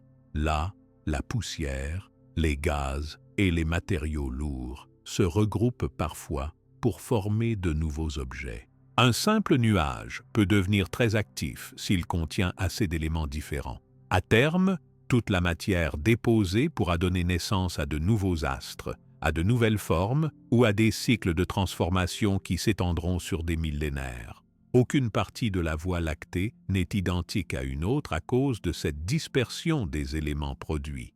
Chaque région possède sa composition unique, sa texture, sa couleur. Cela explique pourquoi la galaxie devient de plus en plus complexe à mesure que le temps passe. La fabrication des éléments dans le cœur des étoiles, puis leur dispersion après l'explosion, est un des cycles naturels les plus simples et les plus puissants de toute la galaxie. Ce cycle continue aujourd'hui. Chaque étoile qui vit, puis meurt, ajoute sa propre contribution en matériaux. Mais l'explosion de la grande étoile d'il y a si longtemps fut l'un des épisodes les plus décisifs, car elle a enrichi la Voie lactée plus vite et plus profondément que jamais. Quand la poussière et les gaz nouvellement enrichis voyagent à travers l'espace, ils croisent parfois le chemin d'autres nuages issus d'autres étoiles mortes. Là, les atomes se mélangent, se combinent, parfois s'assemblent en gros amas solides. Chaque rencontre modifie un peu l'aspect et le contenu du nuage. C'est un puzzle sans fin auquel chaque grain apporte sa partie. Peu importe où commence le voyage de chaque atome dans l'espace, il portera toujours en lui la mémoire de l'explosion de la grande étoile. Sans cette création d'éléments, il n'y aurait pas eu de diversité suffisante pour fabriquer plus tard tout ce dont la vie a besoin. Ce long voyage de la matière créée dans l'étoile ne fait que commencer à ce stade. À chaque endroit où la densité devient plus grande, la chaleur ou la gravité peuvent aider à rassembler la poussière et les gaz pour former, au bout de beaucoup de temps, des blocs plus gros. La suite de l'histoire de la Voie lactée sera faite avec ces matériaux. C'est grâce à eux que de nouveaux mondes verront le jour, et peut-être que la vie pourra apparaître un jour quelque part. Quand la matière créée par la grande étoile a commencé à voyager très loin, elle n'a pas suivi un chemin direct. Le gaz et la poussière issus de l'explosion se répartissaient partout dans l'espace, poussés par la force de l'explosion, mais aussi retenus parfois par la gravité. Cette matière, pleine d'éléments nouveaux comme le carbone, l'oxygène, le fer et d'autres, était dispersée à des endroits très différents de la galaxie, formant de vastes nuages mélangés. Ces nuages n'apparaissent pas tous pareils. Certains sont énormes, faits de gaz et de poussière venant principalement de l'explosion, d'autres sont plus petits ou mélangés avec du vieux gaz qui était déjà là. Parfois, des morceaux de nuages se rejoignent en voyageant lentement et forment ensemble des nuages de plus en plus gros. Souvent, la lumière venue de l'explosion continue d'illuminer ces nuages pendant longtemps, montrant dans l'espace un spectacle coloré. Dans ces grands nuages, il y a beaucoup de différences. Il existe des endroits où la matière est plus dense, le gaz y est plus épais, la poussière plus nombreuse. Il y a aussi des endroits où tout est plus léger, où l'on trouve à peine quelques grains ou quelques atomes. Certaines régions des nuages sont très chaudes, gardant la chaleur de l'explosion pendant un long moment. D'autres zones refroidissent très vite, car la matière est plus loin de la lumière ou parce qu'elle se trouve à l'écart du centre d'origine. Les nuages de gaz et de poussière dans la Voie lactée forment ainsi des images particulières dans le ciel. Ils brillent souvent avec des couleurs qui dépendent des éléments qui les composent. L'oxygène peut donner une lumière verte ou bleue, le soufre peut donner des tons rouges ou roses. La lumière reçue par le nuage le rend encore plus visible de loin. Ces nuages très colorés sont parfois appelés nébuleuses par les scientifiques. Parmi ces nébuleuses, certaines prennent des formes magnifiques, visibles de la Terre quand on utilise de gros télescopes. À l'intérieur de la nébuleuse, tout n'est pas calme. Les gaz bougent, la poussière voyage, les températures changent, des zones plus denses apparaissent. À chaque endroit où la gravité attire la matière, une concentration se forme, créant parfois des cœurs plus épais au sein du nuage. À mesure que les éléments lourds, comme le fer ou le carbone, se retrouvent rassemblés avec d'autres atomes, ils forment des petits grains. Ces grains sont si petits que l'on ne peut pas les voir directement. Mais ils jouent un rôle très important dans l'histoire de la galaxie, car c'est à partir d'eux que vont naître petit à petit des assemblages plus gros. Ces petits grains se collent parfois quand ils se rencontrent, formant des cailloux, puis des morceaux plus larges. Dans les zones où la densité est plus forte, la gravité continue à agir lentement, poussant la matière à se regrouper encore plus. Parfois, cette attraction est renforcée par des mouvements dans le gaz, des ondes, des courants, des petits vents dans la nébuleuse. Tous ces mouvements, même s'ils sont lents, aident à rassembler plus de grains au même endroit. À l'intérieur de la nébuleuse, il fait de moins en moins chaud avec le temps. Le gaz se refroidit lentement, la poussière aussi. Ce refroidissement est important car il permet à la matière de s'assembler plus facilement. Lorsqu'il fait moins chaud, les atomes bougent moins vite et peuvent ainsi se rapprocher. Dans certains endroits, le gaz se comprime tellement que sa densité devient très importante. Quand la densité devient grande à un endroit d'un nuage, l'endroit devient plus sombre, car la lumière a du mal à passer à travers l'épaisseur du gaz et de la poussière. Ces lieux sont appelés des noyaux denses.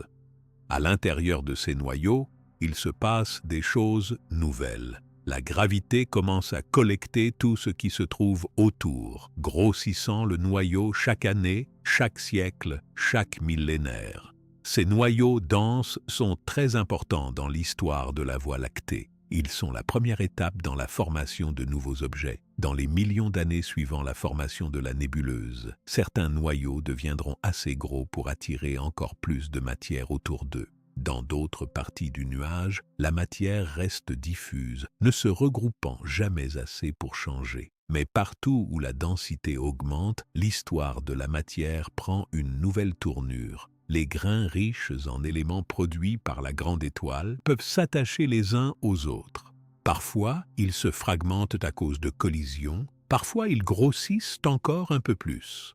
Dans les régions où la lumière continue de passer, la nébuleuse brille beaucoup. Dans d'autres endroits, elle reste sombre, cachée par l'épaisseur de la matière. Ensemble, toutes ces régions forment un grand paysage évolutif, un terrain où la matière et la lumière se mélangent en permanence. La nébuleuse n'est pas un endroit figé. Tout change lentement. La gravité, la température, les mouvements de gaz, tout influence la forme, la taille et la composition du nuage. Parfois, des vents puissants venus d'autres étoiles traversent la nébuleuse, emportant des parties de la poussière ou du gaz plus loin. D'autres fois, une nouvelle explosion d'étoiles dans une région voisine envoie son propre flot de matière qui se mélange avec la nébuleuse déjà formée.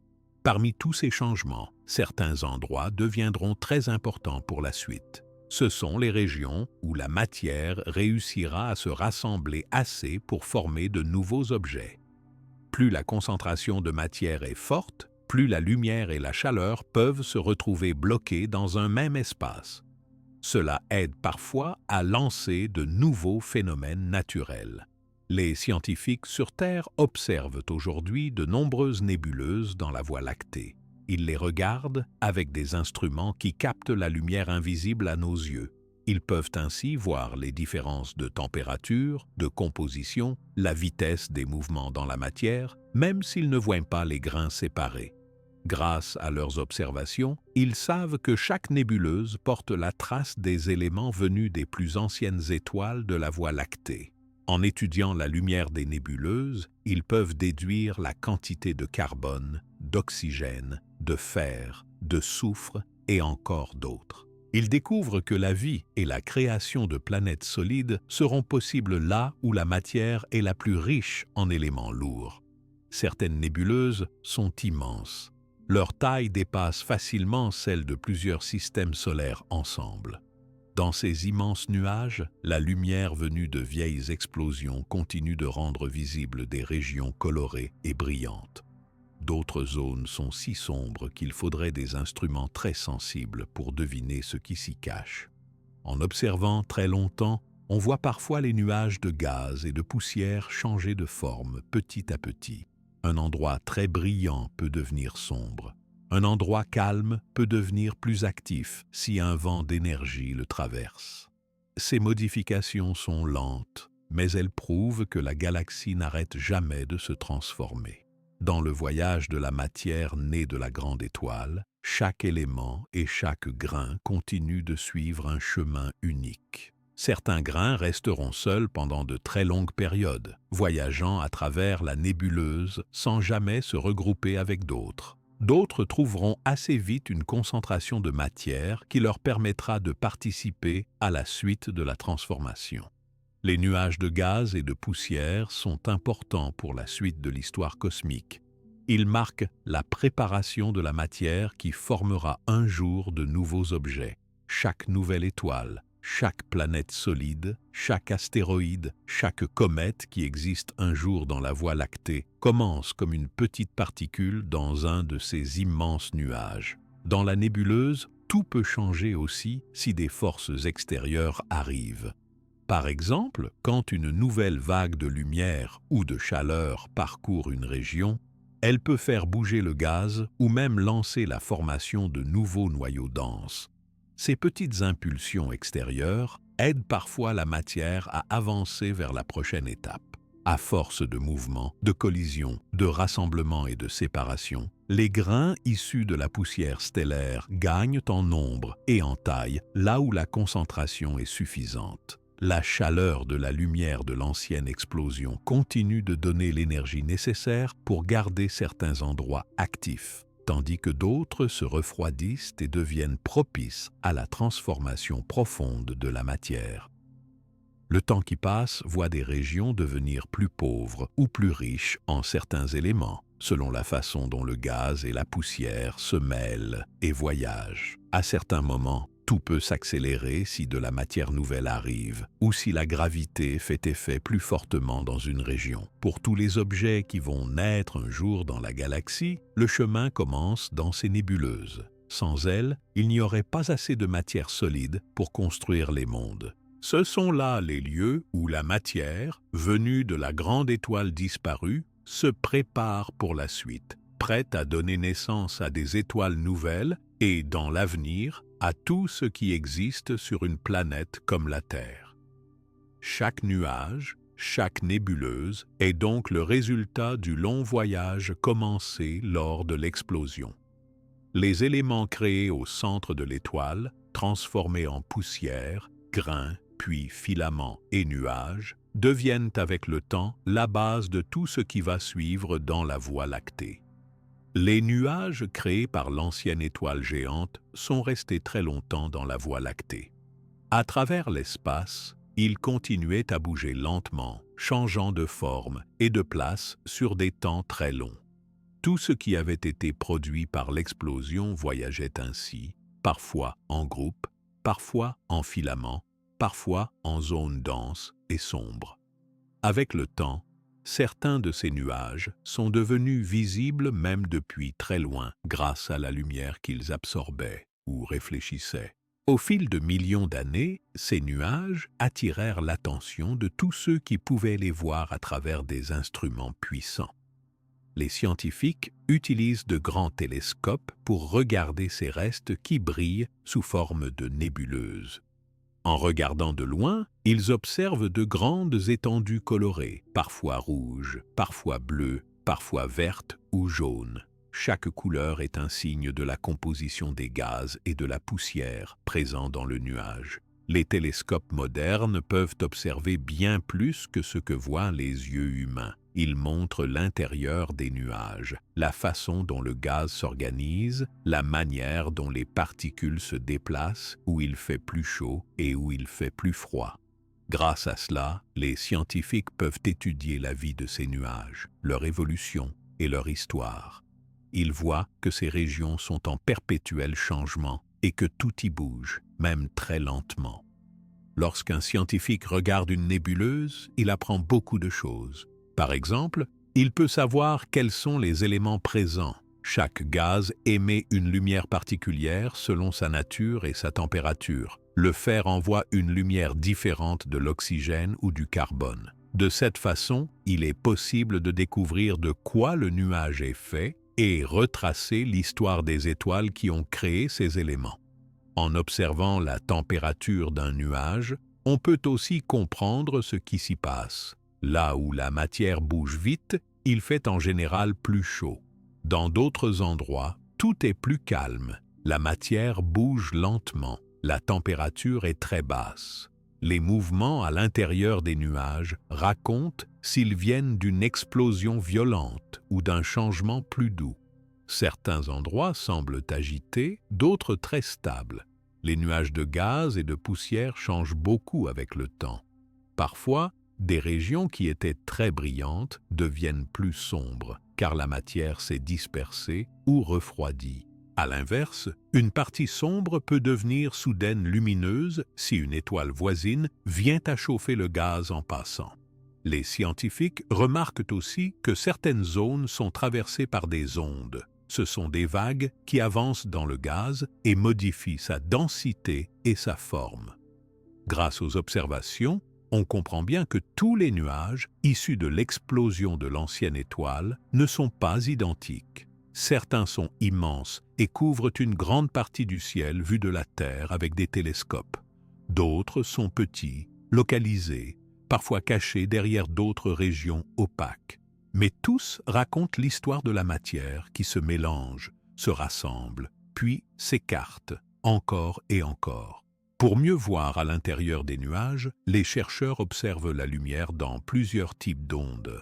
Certains instruments captent les rayons visibles, d'autres les ondes radio ou les rayons infrarouges. Ces différents regards offrent des images complémentaires. Le même nuage peut apparaître d'une manière avec une lumière visible, puis totalement différent à l'infrarouge, car la poussière chaude ou froide réagit différemment. En étudiant toutes ces images, les scientifiques apprennent à lire les âges différents dans une nébuleuse.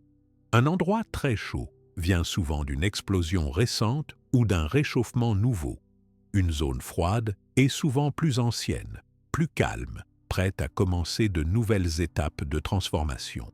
Ces mesures donnent une carte de l'évolution de chaque nuage. Parfois, les restes de l'explosion forment de grands arcs, des cercles incomplets, des filaments très fins. Ces formes proviennent de la façon dont la matière a été projetée au moment de l'explosion ou par les différences de densité lors du voyage dans l'espace. On y voit aussi des trous ou des bulles. Ce sont des endroits où le gaz a été soufflé ailleurs, laissant un espace presque vide. La vitesse avec laquelle le gaz et la poussière bougent peut varier selon les endroits. Les scientifiques utilisent des outils précis pour mesurer cette vitesse. Cela leur indique si la matière vient juste d'être expulsée ou si elle voyage depuis des millions d'années. Les parties les plus rapides se déplacent parfois à plusieurs milliers de kilomètres chaque seconde, mais d'autres parties avancent beaucoup plus lentement. En regardant comment la lumière traverse les nuages, les scientifiques découvrent aussi la quantité de matière présente. Parfois, la lumière est absorbée, parfois elle passe sans problème, parfois elle est renvoyée vers les télescopes. Chaque réaction nous informe sur l'épaisseur et la composition du nuage observé. Dans la Voie lactée, il est possible de voir de telles régions dans différentes directions du ciel. Des nébuleuses comme la nébuleuse d'Orion ou la nébuleuse du Crabe, par exemple, sont des exemples très connus de restes d'explosions d'étoiles. Leur observation depuis la Terre a permis de mieux comprendre comment la matière se déplace, se transforme et se mélange au fil du temps. Ces nuages montrent l'étendue du travail de la nature dans la galaxie. Les chercheurs remarquent aussi que ces nuages continuent d'évoluer. D'année en année, les images prises montrent des changements, même si ceux-ci sont parfois très lents. Certains endroits s'étendent, d'autres se contractent. De nouvelles couleurs peuvent apparaître, signalant un changement dans la température ou la composition du gaz. Cela prouve que rien n'est jamais figé, que tout est en mouvement constant. Parfois, à l'intérieur d'un nuage, la matière ne s'éloigne pas, mais se rapproche à cause de la gravité. Cela peut commencer très doucement, mais à force, il peut se former des zones où tout s'assemble très fortement. Ces zones concentrées sont très surveillées par les scientifiques, car elles pourront, dans un futur lointain, donner naissance à des étoiles ou à des planètes. Pour comprendre encore mieux ce qui se passe dans ces nuages, les chercheurs étudient la chimie de la matière présente. Ils cherchent quelles molécules se sont déjà formées, lesquelles sont prêtes à se transformer, et comment la présence de nouveaux éléments, comme le fer ou le carbone, change la nature du gaz. Parfois, ils trouvent même dans la poussière des traces de matériaux solides qui pourront plus tard grandir et devenir le cœur de futurs astres. Certains endroits dans les nébuleuses sont si denses et opaques que tout autour est caché. Dans ces coins plus lourds, la matière bouge à peine. Mais grâce aux télescopes spéciaux, on peut voir à travers la poussière et découvrir que même là, la matière est en réaction. De petites particules s'assemblent en groupes, certains grains s'agglutinent ou prennent des formes très particulières. En suivant l'évolution de ces régions, les scientifiques voient aussi l'effet du temps long sur la matière.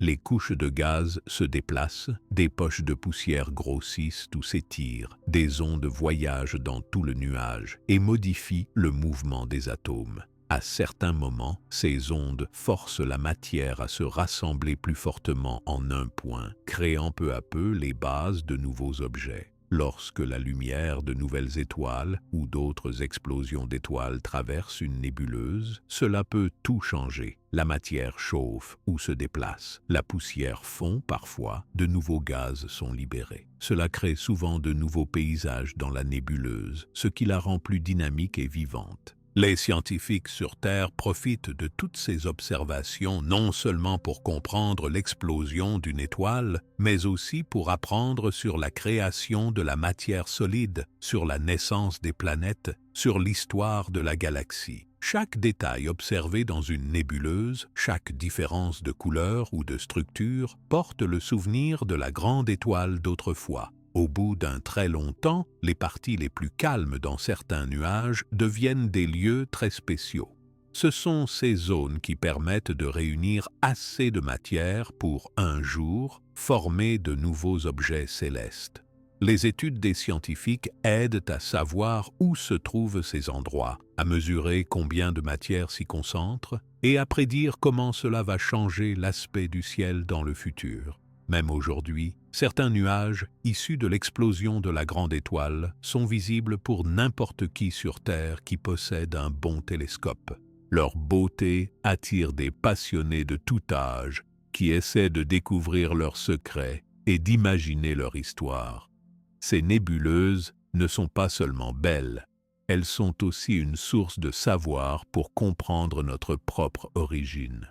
L'observation des restes d'une étoile montre en détail le long travail de la nature pour recycler la matière. Ce qui était un jour enfermé dans le cœur d'une étoile géante voyage maintenant à travers l'espace, se rassemble, se dissout, se transforme sans arrêt. Toute la galaxie profite de cette matière enrichie, car c'est grâce à elle que de nouvelles étapes dans l'univers deviennent possibles. Dans le silence de l'espace, la lumière, la poussière, le gaz et la chaleur issues d'antiques explosions continuent donc de façonner le ciel. Les scientifiques observent, notent, calculent et découvrent chaque jour de nouveaux détails qui racontent l'histoire d'une étoile disparue, mais dont les restes brillent encore au cœur des nébuleuses de la Voie lactée. La matière ainsi récoltée se prépare lentement à vivre de nouvelles transformations dans le futur de la galaxie. Dans la Voie lactée, les nuages de gaz et de poussière flottent tranquillement, apportant partout les éléments créés par la grande étoile disparue. Le passage du temps permet à la matière de s'organiser. Les régions denses, qui se sont formées à l'intérieur de certains nuages, deviennent de plus en plus lourdes. Petit à petit, la gravité agit sur la matière. Chaque grain, chaque atome, chaque molécule sent la force d'attraction. Quand cette force est assez grande, la matière commence à se rassembler tout autour d'un même centre. Au début, ce rassemblement est très lent. 1000, puis 10 000, puis 100 000 années passent. Dans les centres les plus lourds, la matière se comprime, sa température augmente, la pression aussi. Les grains de poussière se collent les uns aux autres, formant des cailloux, puis des blocs plus grands. Au cœur du nuage, la chaleur devient si élevée que la lumière commence à sortir. Cela veut dire qu'une nouvelle étoile est en train de naître. Une étoile naît quand une quantité de gaz et de poussière devient assez importante pour s'effondrer sur elle-même sous l'effet de la gravité. Au centre, l'hydrogène s'échauffe tant que les atomes se rassemblent, fusionnent et libèrent à nouveau de l'énergie sous forme de lumière et de chaleur. La lumière de la nouvelle étoile perce le nuage autour et éclaire l'espace tout proche.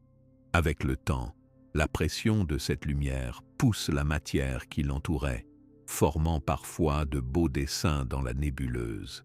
Pas toutes les étoiles qui naissent dans ces nuages sont les mêmes. Il y en a de grandes, qui brillent fort, mais vivent peu d'années, et de plus petites, qui vivent très longtemps. Chacune profite des éléments venus de l'ancienne étoile. C'est pourquoi elles sont un peu différentes des étoiles nées avant l'explosion géante. Elles possèdent du fer, des poussières de carbone, de l'oxygène, en plus de l'hydrogène et de l'hélium. Pendant que l'étoile prend forme au centre du nuage, la matière qui tourne autour continue aussi à s'assembler.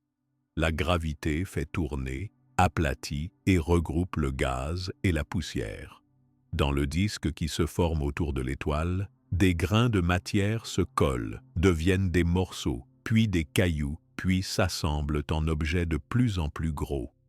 C'est dans ces disques que commence la naissance des planètes. Là où la matière est la plus concentrée, des planètes entières peuvent se former. Elles naissent lentement, sur des millions d'années. Les plus grosses accumulent tout ce qu'elles trouvent autour. Certaines deviennent riches en gaz, d'autres en roches solides, d'autres en glace d'eau ou d'ammoniac. Chaque planète garde en elle la trace des anciens éléments venus de l'étoile disparue.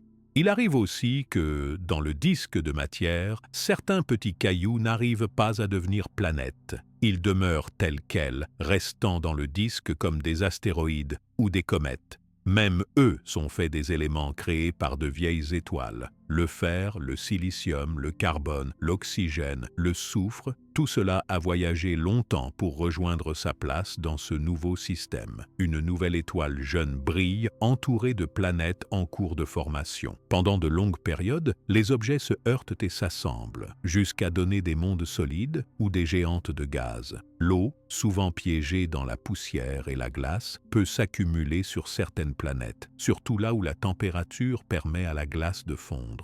Avec le temps, dans la Voie lactée, beaucoup de nouvelles étoiles et de planètes voient le jour dans des régions où la matière venue de l'explosion a fini par se rassembler et se concentrer.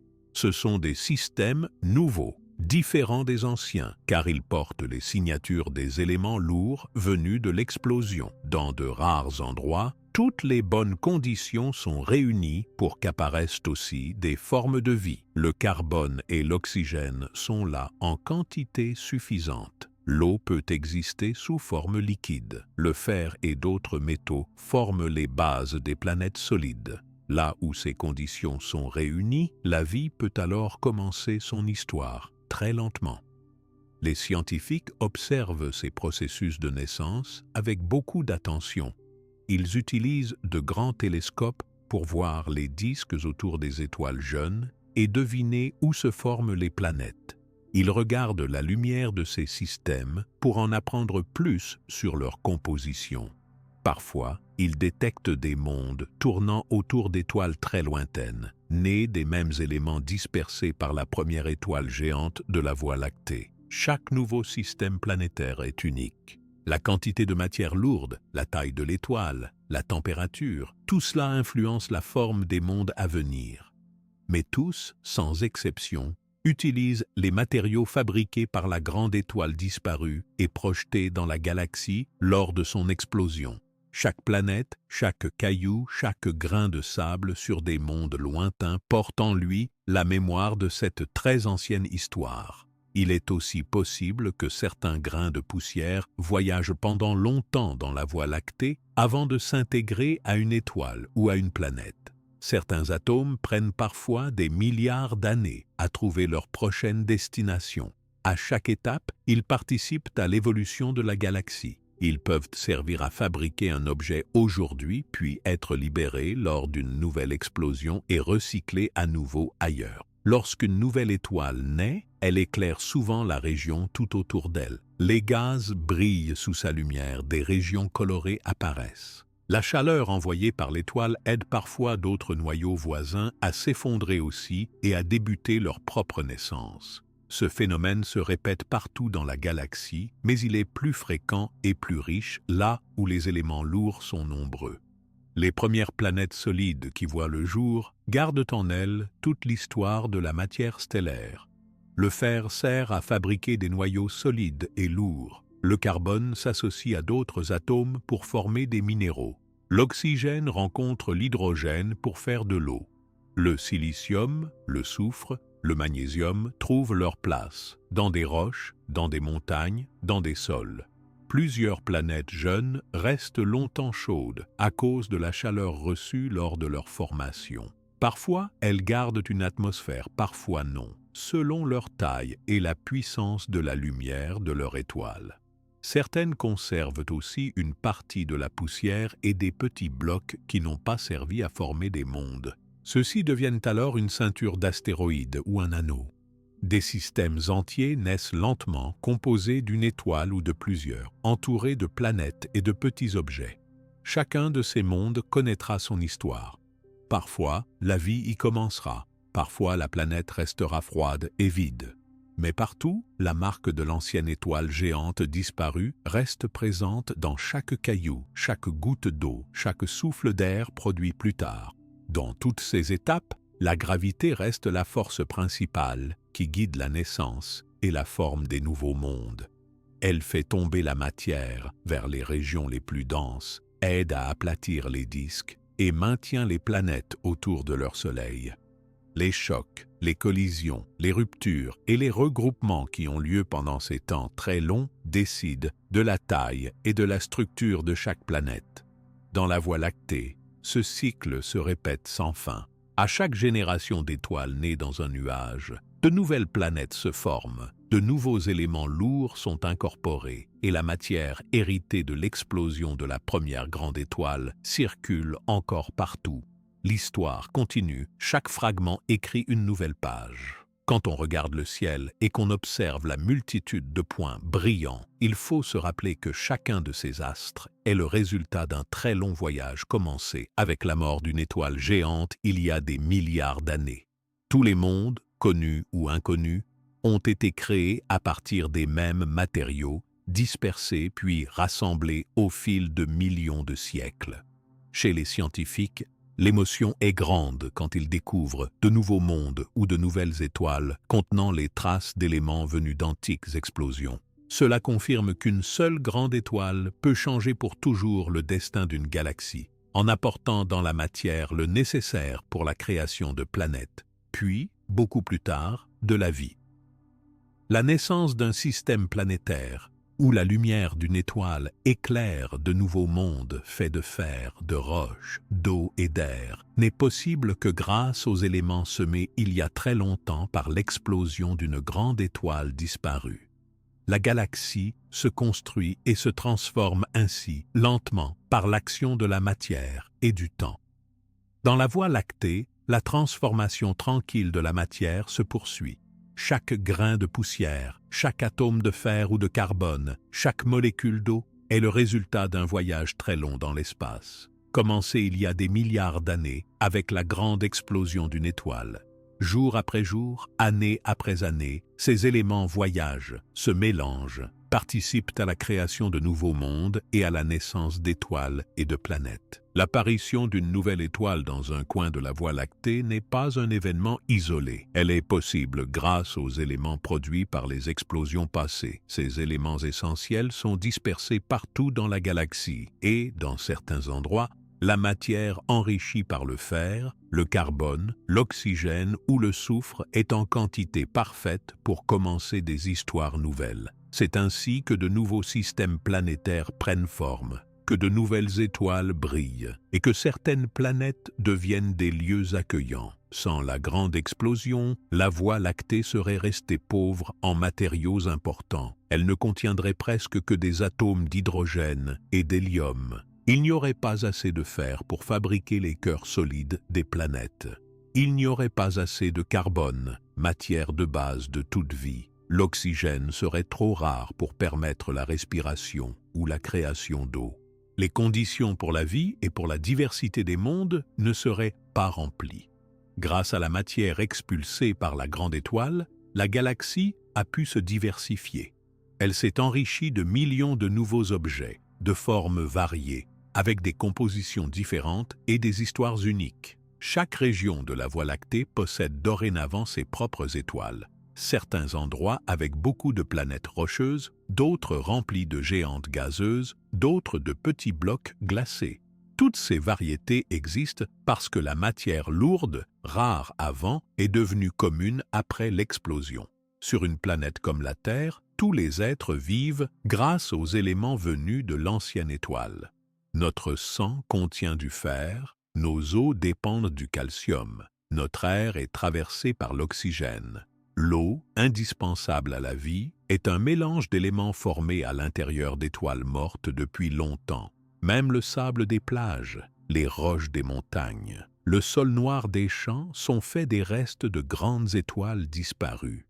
La présence de tant d'éléments différents dans la Voie lactée a permis non seulement la naissance de la vie, mais aussi des cycles naturels comme l'eau, l'air et la transformation de la matière.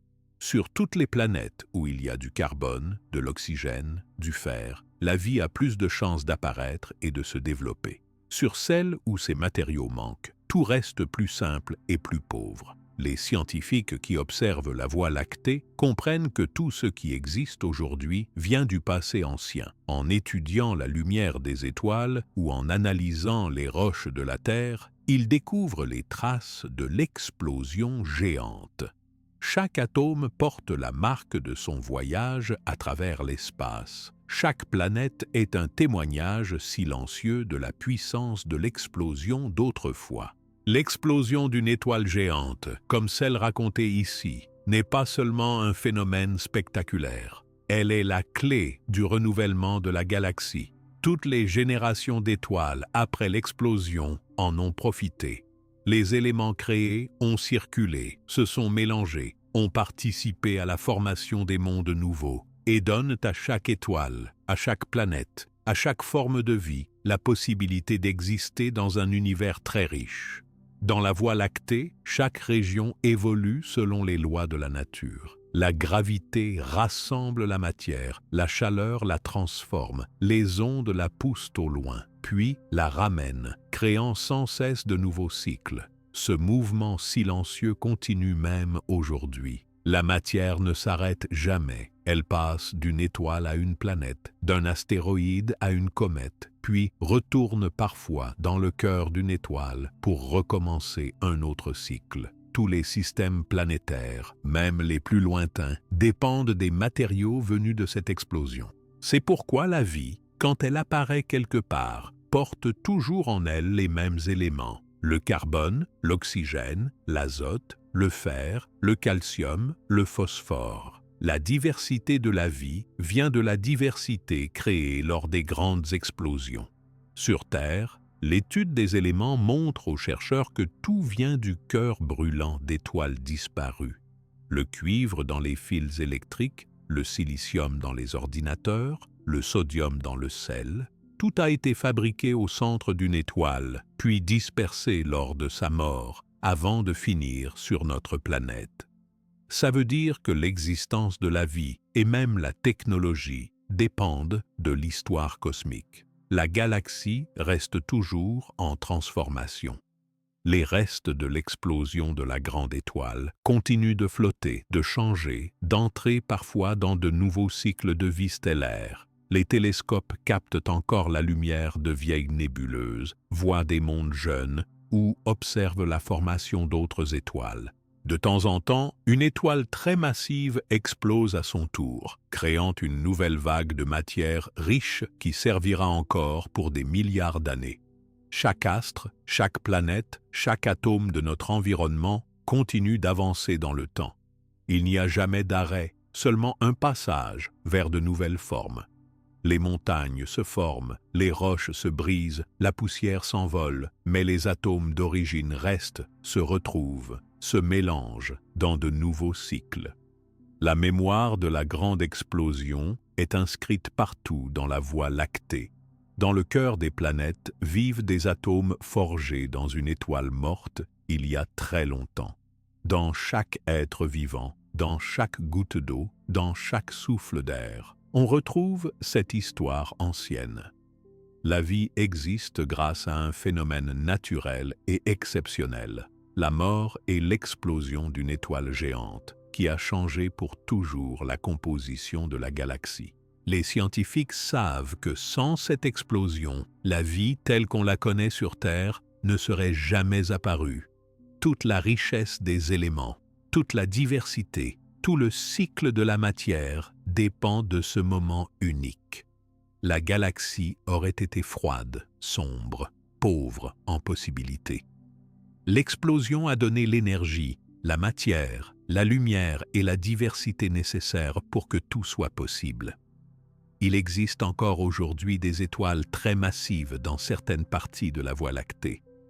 Lorsqu'elles arrivent à la fin de leur vie, elles explosent aussi, ajoutant de nouveaux éléments à la collection déjà présente. La galaxie se renouvelle continuellement grâce à ces explosions.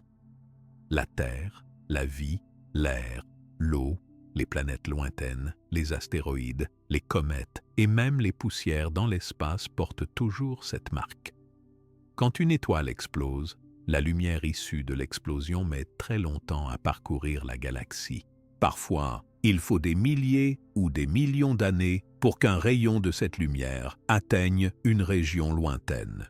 Cela veut dire que le passé continue d'éclairer le présent et que chaque événement cosmique garde son influence pendant des périodes immenses.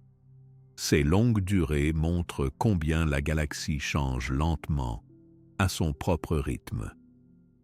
Ce qui semble immobile sur Terre bouge doucement à l'échelle de la Voie lactée. Les cycles de la matière, de la lumière et de la vie s'enchaînent, créent des mondes, apportent l'eau, l'air, la roche et parfois la conscience. Dans la Voie lactée, tous les mondes que l'on connaît et que l'on ne connaît pas encore sont liés par cette même histoire. Une seule explosion, survenue il y a des milliards d'années, a donné le départ d'un grand voyage. Ce voyage continue aujourd'hui, porté par chaque grain de poussière, chaque souffle de vent, chaque goutte d'eau, chaque rayon de lumière. L'importance de cette explosion est aussi comprise par ceux qui regardent le ciel avec curiosité. les enfants, les adultes, les scientifiques. Tous peuvent lever la tête la nuit et voir la lumière des étoiles, se rappeler que chacune porte en elle un secret du passé. Quelque part, dans la lumière qui traverse l'espace, on trouve la marque des étoiles disparues et le souvenir d'une naissance commune. Le rôle de l'ancienne grande étoile est devenu celui d'un créateur silencieux. Son explosion a permis à la Voie lactée de devenir un lieu de vie, de diversité et de changement. Les générations futures continueront à découvrir comment toute existence dépend de la matière envoyée par les étoiles disparues. L'étude des restes d'étoiles géantes et de leurs nébuleuses aide encore aujourd'hui à approfondir les connaissances sur l'origine de la vie et la formation des mondes. Dans la nature, rien n'est jamais totalement perdu, tout se transforme. La matière qui quitte une étoile s'assemble ailleurs, la lumière éclaire de nouveaux horizons et l'histoire de la galaxie s'écrit chaque jour grâce à ces mouvements. Chaque nouvelle planète, chaque nouvelle étoile doit sa naissance à la graine posée par l'explosion d'une étoile géante, reculée dans le temps. Cette grande explosion a changé à jamais la Voie lactée, offrant à la galaxie une richesse immense et les conditions pour la naissance de mondes et de formes de vie. Rien n'existerait sans elle, ni l'eau, ni l'air, ni la diversité des planètes ou des êtres vivants. La mémoire de cette étoile vit dans tout ce qui peuple la Voie lactée, reliant chaque partie de la galaxie dans une même grande histoire.